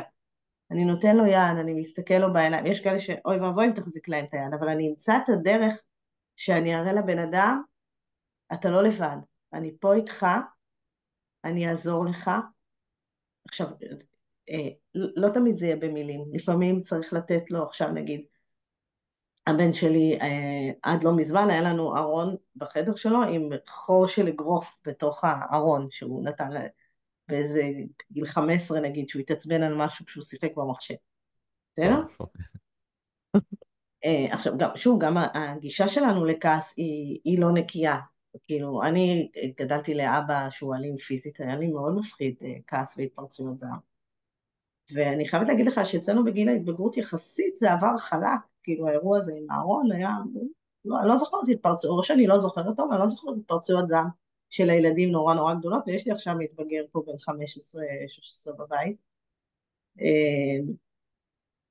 כי אם הגדילה של ילדים בתחילת דרכם היא מאוד טובה והקשר הוא טוב ובריא, אז הם מגיעים לגיל הזה יותר מאוזנים. Mm, הם סומכים על ההורה, הם אפילו סומכים עליו שהוא יכיל את הכעס, אוקיי? אז, וגם עוד משהו שבא לי להגיד על גיל ההתבגרות, אני לא יודעת אם הרבה יודעים, שבגיל ההתבגרות קורה תהליך במוח שהוא נורא קשה לנערים ונערות. החלק הקדמי של המוח, הנאו-קורטקס, זה שאסף את כל הזיכרונות והאירועים ומסיק מהם מסקנות, שזה נקרא סינפסות, זאת אומרת צבירים של נוירונים שספגתי בכל תקופת הילדות, הם מתחילים להתפרק, נדמה לי 60, בין 60 ל-80% פשוט מתפרק, נהיה ריק במוח ואני פשוט בונה, זה נבנה מחדש עכשיו בהתנסויות עם החברים, עם קבוצת השווים, זה תהליך שהוא, הדבר שהכי דומה לזה זה אלצהיימר, זה קשוח. וואו. יש סרטון מאוד יפה של איזו פרופסורית ישראלית שהיא מסבירה על זה באינטרנט, אפשר להסתכל, זה נקרא שהסינפסות, יש גזימה של סינפסות, זה משהו מטורף מה שקורה להם שם, הם עוברים משהו נורא נורא חדש. אני זוכרת שאפרופו אתה אומר הרי געש ולוחות טקטונים, אני זוכרת שפעם כשהבת שלי הייתה איזה שנה בבית ספר אנתרופוסופי, המורה שלה הסבירה את זה נורא יפה, שהיא כאילו כמו היבשה, היינו מחוברות, ועכשיו כמו היפרדות של יבשות. זו חוויה מפחידה. כל הכעס הזה קשור לפחד. זאת אומרת, יש פחד, והמערכת שלי מנסה לווסת את עצמה באמצעות הכעס. לחזור לחוויה של ביטחון, לחזור לקרקוע, לחזור לרגיעה, אוקיי? אז זה הכוונה בוויסות עצמי. הבנתי. כן. איך אני מסביר את עצמי, בהתחלה זה ביחד עם ההורים שלי, גם כשאני צעיר וגם כשאני בוגר, ואחר כך כשאני כבר ממש בוגר ואני לא גר בבית, אז אני יודע למשל, ויסות עצמית זה למשל חייל שעוזר לעצמו להבין שזה נפצים שהילדים עכשיו בשכונה והוא לא בעזה עכשיו. עכשיו, אין את אמא שלו שתגיד לו, רועי, אני איתך, הכל בסדר, בוא תסתכל, אתה רואה? אתה רואה, אנחנו בבית, השנה ככה וככה, זה השכונה, תסתכל מסביב, זה נקרא לעשות אוריינטציה, תספור חמישה דברים בחמישה צבעים שונים, כאילו אני מקרקן, מחזירה את הבן אדם לזמן הווה. אז כשילד חווה התקף זעם, אז הוא צריך שיעזרו לו להתקרקע. זה הוויסות המשותף, אמ, מבין? זה לא מה שנייה, שנייה, שקבעת. גם עכשיו אם, אתה פחות כן, מעוצבן מזה? זה כן, חשוב. כן, שנייה, גם אם, רגע, גם אם זה בגיל התבגרות, זאת אומרת, גם 14-15 אנחנו נמצא את עצמנו, אמ, משותף? נמצא את עצמנו מקרקעים במרכאות? בטח, אוקיי, בטח. מוח אוקיי, של ילדים, במיוחד בנים, הוא ממשיך להתפתח עד אמצע שנות ה-20. אוקיי, וגם לא ילדים, כל בן אדם לפעמים, כשהוא מרגיש שמשהו בקונקשן נהרס, הוא מרגיש לא בטוח, הוא מרגיש מאוים, וזה לא משנה אם זה בגלל מבחן, או חברה שעזבה אותי, או שראיתי משהו מבאס בחדשות, אני מרגיש פחד, אני מרגיש פתאום לא מוגן, אז אני יוצא מוויסות, ואז בגלל שאנחנו יצורים יונקים, יש לנו את המתנה של ויסות משותף. זה לא כן, באג או משהו שמתישהו נגמר ואתה צריך לעשות את זה לבד. אמ, הרי גם עכשיו אם אתה תראה מישהו במצוקה ברחוב, אתה תיגש לעזור לו, אז אתה בעצם עוזר לו להתווסת. אז אנחנו לא צריכים כן, להיות גיבורים ותמיד להתווסת לבד. יש לנו את המתנה של להיות מסוגלים לעשות ויסות משותף. ועכשיו, כשאני ממש כועס, אז לפעמים אני לא רוצה עכשיו ויסות משותף, אני צריך לפרוק את כל האנרגיה של הכעס. לפני הבן שלי פעם, אני לא זוכרת, כעס על משהו, וראיתי שהוא מלא מלא בכעס וזעם, שהוא מנסה לא להוציא עלינו, או לצעוק עלינו, אבל הגוף שלו היה ממש לא רגוע. אז אמרתי לו, יש לי רעיון, אני הולכת רגע, הלכתי, חזרתי עם קרטונים מהמכולת של ירקות כאלה, קצת יותר קשיחים. ואמרתי לו, בוא, איפה אתה מרגיש את הכעס? אז הוא אומר, לא משנה, אמא, לא משנה. אמרתי לו, הסברתי לו קצת, אמרתי לו, הגוף שלך רוצה לפרוק את האנרגיה הזאת, בוא נעשה את זה, מה אתה מרגיש? אתה רוצה לתת בוקסים או יותר בעיטות? כי האנרגיה של הפייט יכולה להיות בלסת שאני רוצה לנשוך, היא יכולה להיות פה, אני רוצה לתת נגיחה, אני רוצה לתת מרפק, הגוף יגיד, הגוף ידבר. ואז הוא פשוט פירק איזה 4 ארגזים. ואמרתי לו, אנחנו לא מדברים ככה בבית, ואם אתה מרגיש שיש קללות, תקלל, כאילו. אז גם אני קיללתי ודפקתי מכה לארגז. והוא אמר, אני לא יכולה להגיד את המילה הזאת. ואמרתי לו, תקלל חשוב, הוא אומר, לא, זה מספיק לי הבעיטות. כאילו, והוא ממש איזה כמה דקות פרק את האנרגיה שהייתה לו אמ, בגוף, ואני אפילו לא זוכרת מה עצבן אותו. אני ממש, אני אגיד עכשיו משהו שהוא כל כך קלישאתי, כל כך כללי, אבל הוא כל כך, הוא כל כך מדויק מהדברים שאת מספרת, של לצטט אותך מה שאמרת בהתחלה, כאילו להבין מה הקטע של הילד. זאת אומרת, כל ילד הוא מדויק בצורה אחרת. את יודעת שארגזי קרטון מהמכולת, זה עכשיו מה שצריך לעשות, כן? לא ידעתי, זה אה, היה אה, משהו אינטואיטיבי, אה, ראיתי שצריך לפרק משהו. נכון, נכון, אבל זה כמו התנועה הזאת, כן? זאת אומרת, זאת אומרת, יש רגע שאנחנו יודעים מאיזה חומר הילד שלנו עשוי, ואנחנו יודעים עכשיו מה לתת, אבל זה לא הטקניק. זאת אומרת, השיטה פה, זה לא עכשיו שאני יכולה להגיד לכל האימהות עכשיו, תתכווננו לאזור של הקרטוניה ליד המכולת, וזה העסק. לא, לא, אלא להפך. ההתבוננות בילד והחומר שממנו עושה, במקום שבו הוא נמצא והכל, היא, היא, היא מוציאה מאיתנו בכל רגע, את היכולת, כן, להגיד לו משהו, או להגיד לו משהו, כן? ובנקודה, ממש ממש להיות לו לעזר בנקודה הזאת. אני אגיד לך אה, יותר מזה, אה, מה שאתה מתאר, זה נקרא רזוננס בשפה המקצועית. כשבן אדם אחד נמצא עם בן אדם אחר, מערכות העצבים שלהם מסתנכרנות, אוקיי? אמ, ואז יש לי את היכולת הביולוגית הטבעית לראות מה הבן אדם מולי צריך, Mm, אוקיי? אפילו אם הבנתי, הוא יטעה, הוא ידייק אותי יותר. הבנתי. ימצא את הדרך להגיע, לפעמים זה יהיה רק רק במילים או בתנועה או כן, במחווה, לפעמים. אבל כן, יש את היכולת, כן, רוני מראה, אם אתה מכיר, זה הסיפור. כן, כן. אה, אני מרגיש שאנחנו פתחנו פה עולמות מטורפים, מטורפים. אה, ככה עשיתי רשימה של דברים שלמדנו במפגש הזה. אני רוצה לשאול אותך עוד שאלה אחת, ואז ככה נתקדם לקראת איסוף לפחות של המפגש הזה. אני אשמח לשמוע מה את חושבת אה, על הרגעים שבהם אנחנו כהורים מרגישים שהילד צריך אה, מעשה מאוד החלטי מצידנו, אוקיי? זאת אומרת, לפעמים המקום שלנו בתור הורים הוא להכיל, להקשיב, חכה לי כמה דקות, אני תכף מביא ארגזים, אחר כך תפרק להם את הצורה. אבל לפעמים זה, זה למשוך את הילד החוצה מהחדר ולהגיד לו, אתה לא תברח מהסיטואציה. אתה תעמוד מול אחותך ואתה תבקש סליחה, כי ככה אנחנו מתנהגים, אוקיי? זאת אומרת, ואתה יודע שעכשיו אתה קצת פולש אל תוך המקום הפיזי וכולי, ומכניס אותו לסיטואציה לא נעימה מהרבה בחינות, גם רגשית, גם פיזית, אבל אתה יודע הסטאקינג של השיעורים שהוא ילמד במקום הזה, הם, הם יותר מדי חשובים כדי לא לנצל את הרגע הזה, כן? או למשל בפארק, כן? רב עם איזה ילד, בסדר?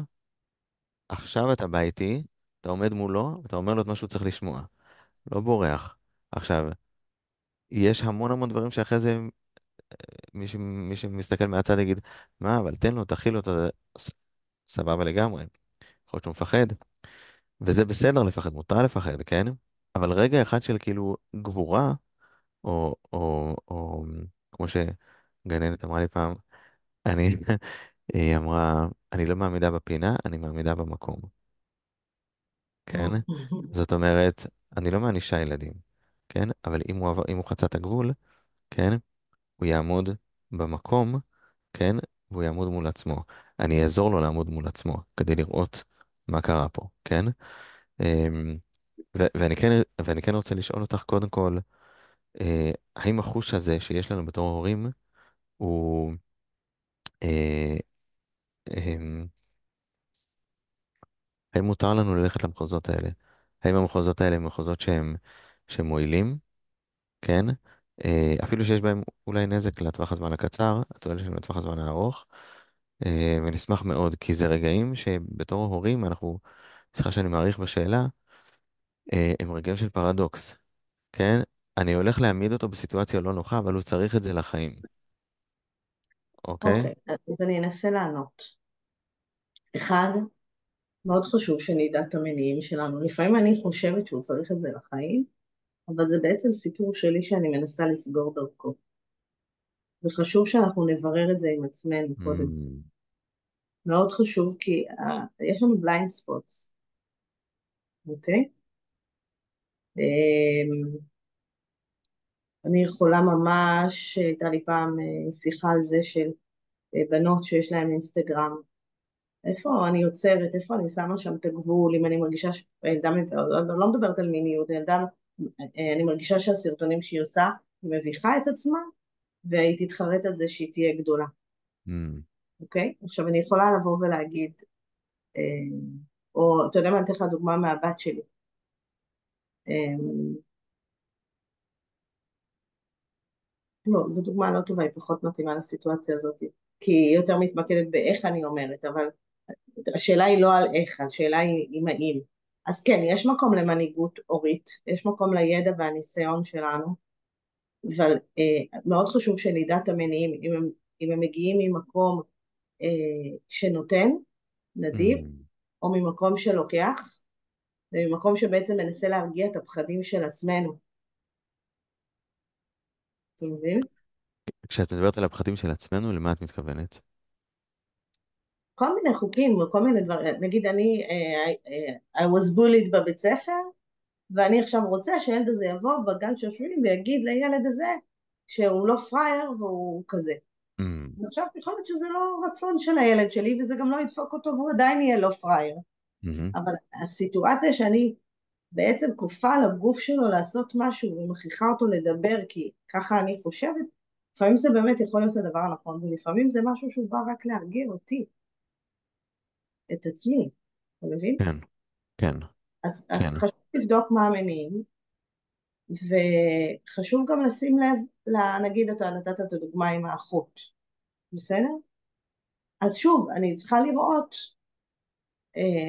אני צריכה שתהיה לי, זו מיומנות נרכשת, זה תרגול ועוד תרגול ועוד תרגול, באיזה נקודה בין שעכשיו הוא צריך רגע לפרוק קצת זעם בחדר, אתה איתי נועם? קפאה כן, תמונה, כן, אני כן, חושבת, כן. לפרוק קצת זעם בחדר, ואז אחרי זה אני אבוא אליו ואני אגיד לו נרגעת, אני ראיתי שנורא כעסת, עכשיו אני רוצה שאתה תבוא, כי בבית שלנו אנחנו לא מסכים שיתנהגו ככה, ואתה עכשיו מבקש ממנה סליחה, או תמצא Mm, את הדרך איך לסדר עם אחותך את הקשר, כי mm, אני לא מסכים שיהיה.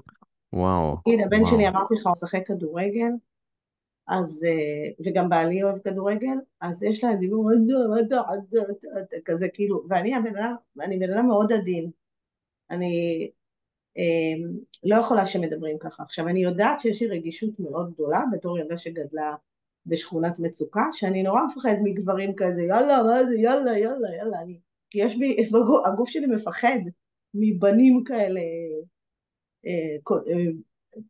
לא יודעת אפילו איך להגדיר את זה. ואיזה פעם אחת שאלתי אותו, אתה רוצה לאכול או משהו כזה? לא יודע, לא יודע, כזה. עכשיו בסדר, אפשר להגיד שזה גיל ההתבגרות. הבנתי שהוא חזר מאימון, הבנתי שהוא קצת נסער וזה, נתתי לו להירגע, ישב לאכול, ראיתי שהגוף שלו מוזן, אתה יודע, נער בגיל ההתבגרות צריך הרבה אוכל, וכשראיתי שזה הזמן הנכון, אז אמרתי לו, אופיר, אני רוצה להגיד לך משהו על מה שהיה מקודם, אני יודעת שזה השפה שלך באימון, וככה הבנים בגילך עכשיו מדברים, וככה אתה מדבר עם אבא, וכיף לך וזה נוח לך, אני שמחה שיש לך מרחב ככה נוח, אבל אני, אמא שלך, אני בן אדם הרבה יותר עדין, ואני לא מסכימה שתדבר אליי בטונים האלה. תדבר איתי יותר בעדינות, לא כאילו אני חבר בקבוצה שלך. הוא אמר סבבה, ומאז הוא שינה את זה. אבל אם אני Mm, באה מהמקום המפוחד שלי, מהמקום שאתה לא תדבר אליי ככה, גם בדרך וגם בתזמון, אנחנו צריכים לשים לב. אז אני אומרת, אנחנו צריכים לקרוא את הגוף של הילד שלנו, לקרוא את הנקודה שהוא נמצא בה, ולמצוא את הזמן לעשות את זה, לא ממקום של פחד וזהירות, אלא להפך, בטח שאנחנו צריכים להביא מנהיגות בהורות. אבל אנחנו מדהים, צריכים ממש. לראות אם היא תגובתית או שהיא מנהיגותית באמת. כן, כן. רגע, אני רוצה לדקור פה משהו מאוד מאוד מדויק שאמרת, ממש. אני חושבת שגם מריה מונטסורי יש לה איזה ציטוט יפה על זה. בינתיים אתה תדקור ואני אחפש את זה. אמ, אמרת על אתה העניין של ה... נועם, התמונה קופאת לי, יש משהו אצלך בחיבור אולי? לא, אצלי בסדר. כאילו, את שומעת אותי? שומעת, אבל כאילו הפה שלך לא זז. זה קטע התמונה מוזר, שלך קבועה. ממש מוזר. אמ, אמרת שכשאנחנו עושים מעשים של לכאורה של מנהיגות הורית, אז כדאי לבדוק מה המניעים שלנו, כן? ובדוגמה הספציפית שהבאת עם הבן שלך, אז, מהמם. אז את, אז הזכרת פה שני דברים. קודם כל שבדקת את המניע שלך, זאת אומרת, אמרתי, אם אני פונה מהמקום המפוחד, זה דבר אחד, הילדים ישר מזהים את זה, ואם אני מגיע מהמקום הרגוע, אז זה שונה לגמרי. אגב, זה פותח לי עולמות. מפוחד ושיפוטי גם, כן? כן, בגלל שהוא מפוחד. כן, אז רק רגע, אני אכתוב את זה כי זה ממש חשוב ושיפוטי. כאילו כן, יכולתי להגיד לעצמי בראש איזה ארס, שזה מה שהפחיד אותי, כי כאילו כן, גדלתי בשכונה של ערסים. כן. ומצד ואז שני, לא הייתי מצליחה להשיג הקשבה שלו אם הייתי מדברת אליו, אומרת לו שהוא מתנהג כמו ארס. כן. הייתי צריכה קודם כל להאמין שזה לא בהכרח ארסי, זה צורת דיבור, הוא לא קילל, הוא לא, כאילו זה שיפוט של... אה, אז כן, אז השאלה קודם הייתה, הזכרת את הפנייה מהמקום המפוחד והשיפוטי, או מהמקום הרגוע. גם הזכרת שזה לא רק מגיע מהזווית הזאת, אלא את צריכה להכיל אותו קודם, שהוא יהיה שבע, ורק אז שגם הוא יהיה במקום הרגוע, נכון? כן, כן. אוקיי, אוקיי, אז השאלה, האם זה או זה או זה, או גם זה וגם זה? אני חושבת שהדבר הראשון שאני רוצה להעיר לבן שלי, או בכלל, בכל מערכת יחסים, אני צריכה לבדוק אם משהו מפריע לי, זה תמיד משהו בתוכי. זה, בוא נגיד ככה, אם יש לי, אני אוהבת לתת את הדוגמה הזאת, נניח שיש לי ציפורן חודרנית, בסדר? זה כואב, נכון? עכשיו, אם מישהו ידרוך לי על הכף רגל הזאת, אז זה עוד יותר יכאב, אבל זה לא אומר שהוא לא דרך, וזה לא אומר שמלכתחילה לא היה שם כאב. אתה מבין מה אני אומרת? אם משהו מפריע לי בכל בן אדם, זה לא משנה אם זה מישהי בצוות שלי שעובדת אצלי, אם זה המנהל שלי, אם זה הבן זוג שלי, זה אומר שיש לי פה משהו לעבוד, יש לי פה הזדמנות. ככה אני רואה את זה. ככל שאני יותר נסערת רגשית, אני מבינה שקיבלתי פה איזושהי מתנה. Mm, זה לא אומר שאני באותו רגע רואה את המתנה, לפעמים אני רוצה יומיים רק להרוג את הבן אדם, אבל יש לי שם הזדמנות ומתנה. בסדר? ואחרי שניקיתי את זה, לפעמים המתנה יכולה להיות בדיוק הדבר הזה, שכל החיים אני פראייר ושותק לאנשים, ובגלל זה עכשיו כשהילד שלי היה פראייר בגן שעשועים, אני הייתי חייב שהוא יגיד, וזה דווקא מעולה שאני אגיד את זה, וזה גם הזדמנות בשבילי לעשות שינוי, בסדר? אבל אני באה אליו נקי, אחרי שהתעבררתי, אין את כל האנרגיה שהיא בעצם האנרגיה של mm, הטריגר. mm. זה נקי, אני לא מכביד עליו, אני לא שם עליו את כל החבילה שלי, הבנתי, בלי הבנתי, שהוא אפילו, אני והוא מודעים לזה אפילו, אוקיי? הבנתי. זה דבר אחד. הדבר השני, לא הכל כזה דחוף ואקוטי, כאילו לא עכשיו הוא הרביץ לילד, ואם הוא פראייר אז הוא יהיה פראייר גם בפעם הבאה שאתם תהיו בגן שעשוע. בינתיים תעבוד את זה. והדבר השני זה, וזה גם תקף לכל האנשים, לדעת מתי לומר את הדבר. לפעמים אני אחליט שאני בכלל לא רוצה להגיד אותו, כי זה בכלל לא קשור אליו, אני סתם מגזים. Mm, ולפעמים, למשל, אני בתור גננת, בתחילת דרכי, הייתי ממש מזועזעת מילדים אלימים ונושכים וכזה, אוקיי? עכשיו, נכון, בכל מקום אתה תקרא שזה שלב התפתחותי טבעי בגיל שנתיים, שלוש כזה, שהם רבים. מצד שני, אם תלך להרבה גנים מונטסוריים בגיל הזה, אתה לא תראה את זה כזה תכוף. כאילו, אז זה גם וגם, זאת אומרת, זו הייתה רגישות מאוד גבוהה שלי לאלימות בתור מישהי שגדלה בסביבה מאוד אלימה וחוותה על בשרה אלימות, ואחרי שאני מנקה את זה, אני יכולה לגשת לילדים בלי שהם צריכים לסחוב את החבילה שלי. כאילו, אוקיי? אני כן, יכולה לטפל באלימות בצורה אחרת, רגועה, שבאמת רואה שזה גם שלב התפתחותי, וגם משהו שאנחנו לא מסכימים לעשות אותו בגן, אנחנו לא פוגעים אחד בשני פה בגן. כן. ויחד עם זה, אם עכשיו שני ילדים רבו, אז זה כמו שאתה מכיר את זה, שילד נגיד קיבל מכה ובוכה, ויש, אני לא לועגת לאף אחד, זה הכל ממקום של מצוקה הורית, אבל יכולה להיות מישהי, אימא או גננת שתגיד, אבל מה קרה? אבל מה קרה? ותגיד לי מה קרה? ותגיד לי מה קרה? הוא לא יכול עכשיו להגיד לך מה קרה, הוא צריך להירגע, ההורמונים של המערכת הסימפתטית יצאו ממחזור הדם, המערכת הפרסימפתטית תפריש הורמונים מרגיעים, ואז הוא יוכל לספר לך מה קרה. ואולי הוא Mm, גם לא יספר לך, כי זה mm, זכותו לשתף או לא לשתף. הבנתי. זה ענה לך? כן, זאת אומרת, כן, זה לא שזה חולשה או שאני פריירית אם אני לא אמרתי באותו רגע, להפך, אני כן, מרגישה שזו עוצמה מאוד מאוד גדולה. כן, כן. יש לנו גם דרכים לספר את זה גם לפעמים, בלי מילים. כן, כן, וגם כן, חשוב לי, אמרנו, יש שברים ותיקונים, זה בסדר כן, שאני טעיתי, ואמרתי את זה לפני שהוא אכל, והוא לא קיבל את זה, והוא התעצבן, ואז אני אחר כך בערב או בימים הקרובים אני אראה מה קרה ואיך יכולתי לדייק את הסיטואציה הזאת, ואני אתנצל אם צריך או כזה. אז זה לא כאילו שיש פה איזה נוסחה ועכשיו עכשיו אני צריך לעשות, אני צריך עכשיו לאבד את הרגש שלי, לא, תטעו ותתקנו. זה דור יפה שהיום יודע לבקש סליחה מהורים, בדור שלי לא, מילדים, בדור שלי לא ביקשו סליחה מילדים.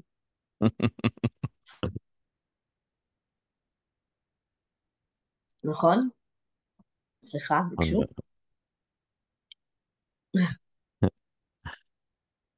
אמ, אוקיי, וואו, מדהים, ממש ממש מדהים. אני רואה שירון פה שואל. אני רואה רק סימן שאלה. כן, כן, הוא שואל מתי זה מסתיים עליי. בסדר, אנחנו תכף אנחנו נאספים, כן. אמ, אוקיי, קודם כל, ממש ממש תודה רבה. תודה רבה, ממש תודה עשית רבה. פה ממש, ממש מהקצה אל הקצה. אבל אני גם אגיד שיותר ממה שדיברנו, אני נשאר עם שאלות פתוחות. כן, אני אה, מרגישה ש... כן, כן, שאלות פתוחות שדווקא עושות הרבה מאוד חשק ללמוד עוד ולשמוע עוד. ואני כן, אני כן אגע, אני כן אגע בכמה נקודות, גם כי אני יודע שזה תחום המומחיות שלך, וגם למי שמקשיב או יקשיב או תקשיב או יראו וכולי וכולי, אז גם ככה לתת קצת נקודות. אני חושב שכן אפשר לפנות בעניין הזה, כי זה באמת מעניין. אז א', אה, אה, שמתי לב שאת קושרת הרבה דברים לפחד, לכעס, לאיום, לטראומה, ו... וזה באמת, זה, כאילו זה נשמע באמת הגיוני, כן? שאם יש לנו התנהגות נגד מסוימת, כן? התפרצות של אלימות, או איזושהי הסתגרות, או משהו, שזה מגיע אה, כתגובה, כן? איזושהי טראומה שחווינו. יכול להיות שתגובה זה לא המינוח הנכון, אז זה יותר, הניסיון לסגור מעגל שהזכרת. זאת אומרת, הניסיון כן, לפגוש שוב את הטראומה, על מנת שנוכל לעבור דרכה להשלים את המעגל הזה של המסוגלות וחוסן וביטחון וקשר וכולי, כן? אה, אז זה לא משהו שניכנס אליו עכשיו, אני רק אגיד שיש ככה איזה גוש גדול כזה אה, של איך זה ולמה למה הכל קשור לשחור הזה, לפחד, לכעס, לאיום, לטראומה, כן? זאת אומרת, כולה רציתי לחזור הביתה בשלום, וכבר יש לך 4 טראומות ש... ש... שיש לך עליהם טריגרים רק בשעה האחרונה, כן? אז, אז כן, זה, כן, אז אני יודע שזה משהו שהוא גדול מאוד, ואין, כאילו, אין צורך שאנחנו נרחיב עליו עכשיו, כן, רק אל תקרא לטראומה השחור הזה, טראומה זה דברים טבעיים שקורים בחיים. הפחד שלנו מהמילה טראומה הוא מוגזם, הוא מקושר mm, לאירועי טרור ודברים כאלה. טראומה זה mm, משבר, משבר שבאותו רגע אוקיי, הייתי בו לבד לא הייתה עדות אמפתית, ולכן פירשתי אותו בצורה יותר חריפה ממה שהוא היה, אוקיי? הבנתי, טראומה יכולה הבנתי. להיות שאבא שלי קדח בחדר השני כשהייתי תינוק. הוא לא תכנן לעשות לי טראומה, אבל אני נראיתי נורא. ואף אחד לא האמין רגע, שזה... אה, שנייה, רגע, אבל הנקודה הזאת היא נקודה, אני חושב שאולי ראוי לדייק אותה, כי אינו דומה טראומה סלחי לי, של ילד שההורה שלו מת לו בידיים, ו, וטראומה ש, שאבא קדח בחדר ליד כשהוא היה בן שנה, מבחינת למשך מערכת כמה העצבים שניות. זה אותו דבר. מה זה? מבחינת מערכת העצבים, היא לא ממש מבדילה בין כזה וכזה. אבל כאילו, זה כמו להבדיל, כן, להבדיל להגיד, 200 קלוריות של ברוקולי זה כמו 200 קלוריות של גלידה, כן? זה לא נכון, אפילו שזה 200 קלוריות, אוקיי? אז זאת אומרת, זה נכון שאולי כשיורדים לרמה הפיזיולוגית, אז הנתק במערכת העצבים הוא בעצם אותו דבר, אבל הקשרים, המשך, האובדן, ה, ה, ה, נכון, כן, כי פה יש גם את מה המכפש שנוצר שראיתי הוא וגם שונה. את זה שאין לי אבא עכשיו. כן, אז זה משהו אחר, כן, אני כן. מסכימה. מבחינת הדריכות שמערכת העצבים חווה, הפעולה היא אותה פעולה. ההורמונים הבנתי, הם אותם הורמונים. הבנתי. אוקיי, אז הנקודה הזאת, וואו, אז זה מאוד מאוד, זה mind blowing מה שאמרת עכשיו. השתמשת במילה דריכות, אז זה ממש ממש חשוב. זאת אומרת,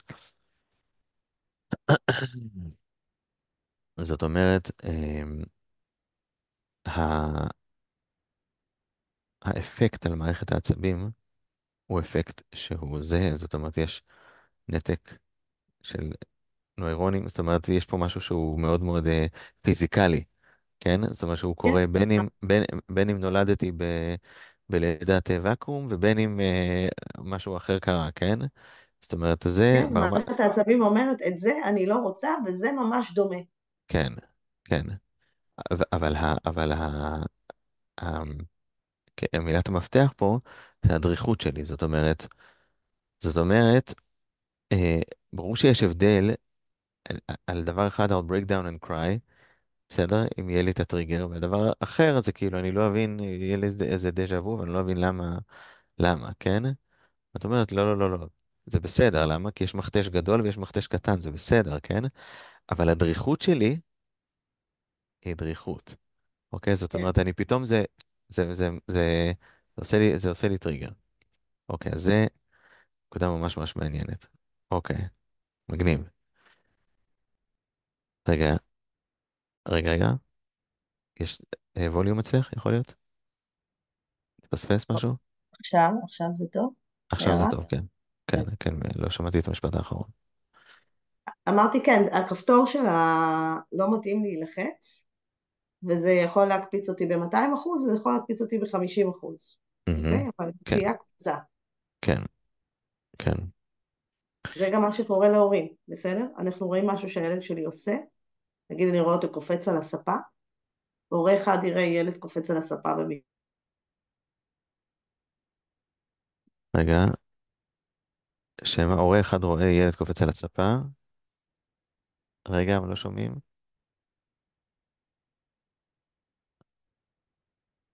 לא שומעים. אני לא שומע. עכשיו אתה שומע? עכשיו אני שומע, כן. אני אומרת, כן. אני ראיתי ילד קופץ על הספה, אז הורה אחד יגידו, איזה חמוד, וישים לו מזרונים ליד, ואולי יקפוץ איתו. הורה אחר יגיד לו, תפסיק, כי הוא בדריכות של 10%. אני ממש זוכרת איפה ישבתי בכיתה, כשהמורה לימדה, תקן אותי אם אני טועה, נראה לי שזה היה שמואל הנביא, שהוא התנדנד באיזה כיסא במרפסת והוא נפל ושבר את המפרקת. על מישהו מהנביאים מת אלי ככה, הכהן, כן, אלי אלי הכהן. הכהן, כן, שהיו לו שני כן, בנים או משהו. כן, כן. אני זוכרת את הטמפרטורה, את היום שישבתי בכיתה, אימא'לה. נדנדתי בכיסא, וברגע שהיא אמרה את זה, הפסקתי להתנדנד לנצח. אז עכשיו אני אימא, ויש לי, הילדים שלי אוכלים במטבח, שניים יושבים יפה ואחד מתנדנד בכיסא, ולי יש טראומה שבאותו יום המורה סיפרה את הסיפור הזה ולא קלטה שאני בהמה מוחלטת. כמו שלא מזמן הייתה מורה וואו, באיזה בית ספר שבטעות הקרינה את סרט הזוועות לילדים, אני לא יודעת אם ראית את זה.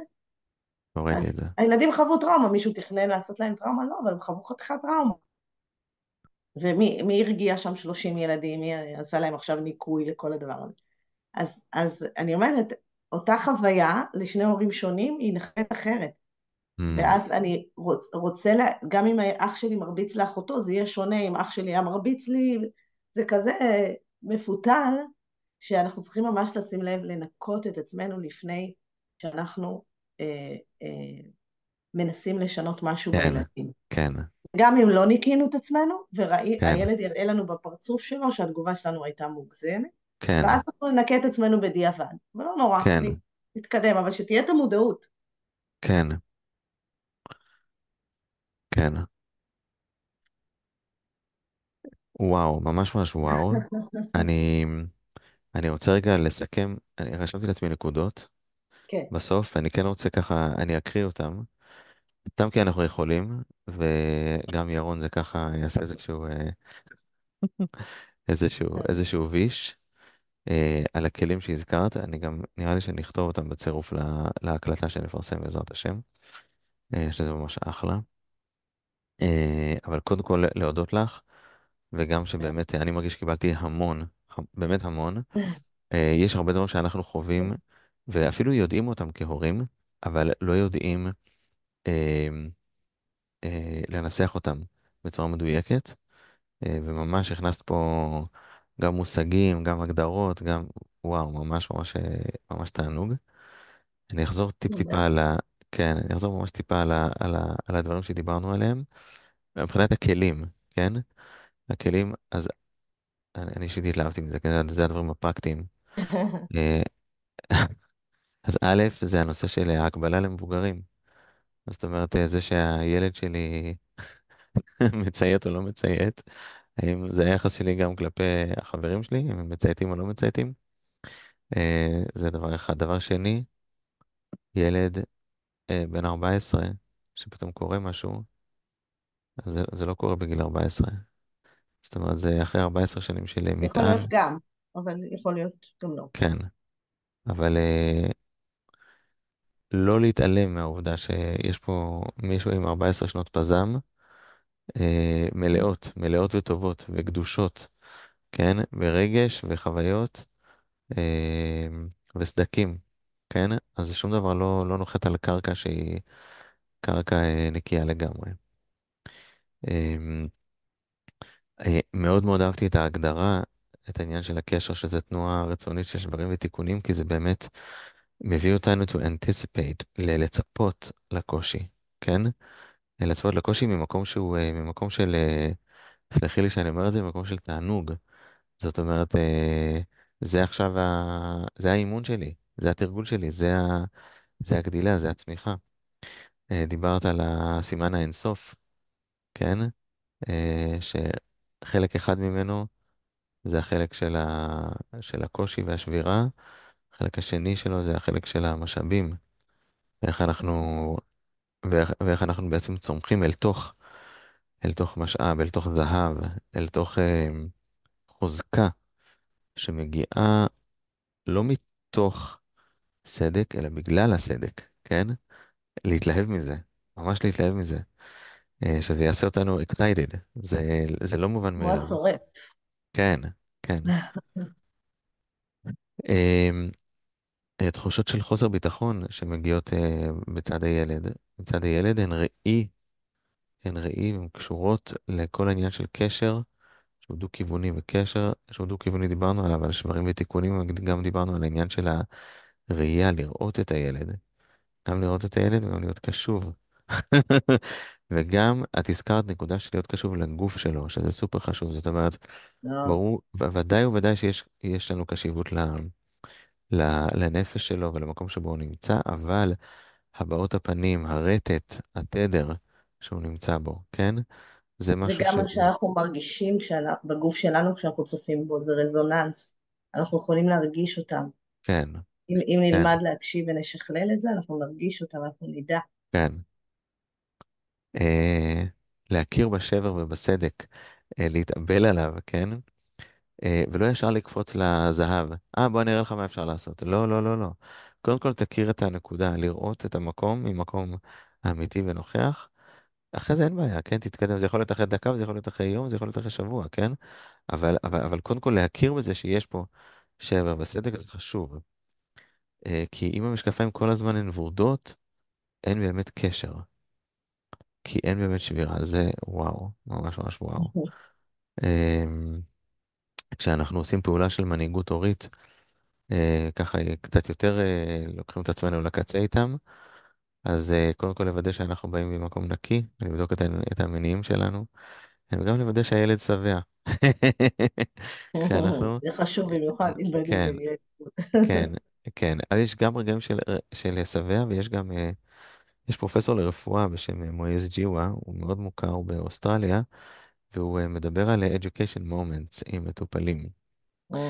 והוא מדבר על הנקודה ההפוכה, אבל אני מאוד אוהב את זה, כי זה גם וגם.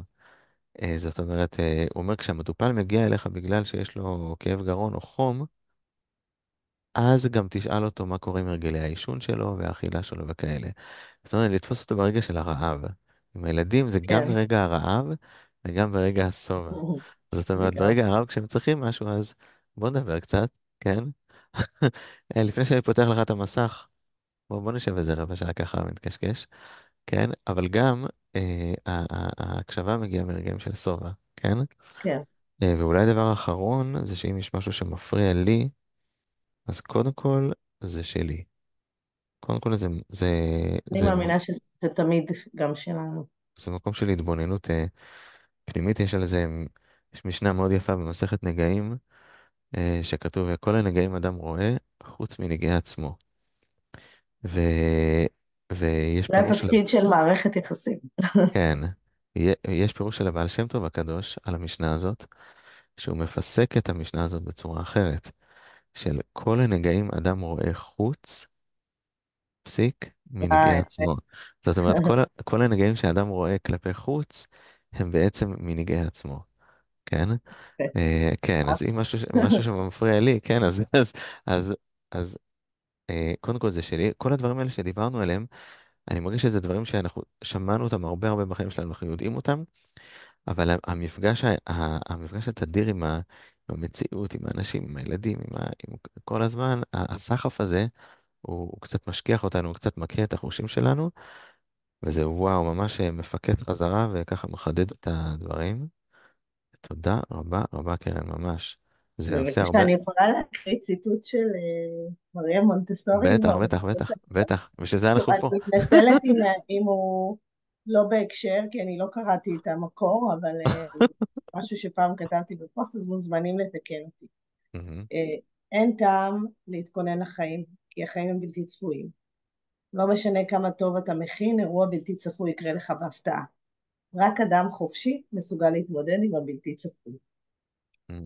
אז אני חושבת שזה ציטוט שפעם כתבתי אותו בפוסט ונורא נורא אהבתי אותו. אני זוכרת שכתבתי אותו, כתבתי אותו 50% כן, כן, כן, אבל לא באמת התכוונתי. אבל עכשיו אני ממש מרגישה, ואני חושבת שההתנהלות מהכיוון הזה היא עושה את ההורות הרבה פחות תפקודית וכזו ממהרת, היא כאילו מכניסה לזה טעם, שזה מה שאנשי חינוך מרגישים כשהם עובדים כן, עם ילדים, עם קבוצה גדולה של ילדים. כן. ירון, אני אשלח לך את זה במסנג'ר, אני רוצה את הציטוט. תודה רבה רבה, תודה לך שהזמנת אותי, היה לי מרתק ונעים. ואני אני בטוח אני בטוח שזאת לא הפעם האחרונה. הלוואי. כן. תודה רבה, קרן, תודה רבה, תודה, ירון, שהצטרפת. ביי ביי. ביי.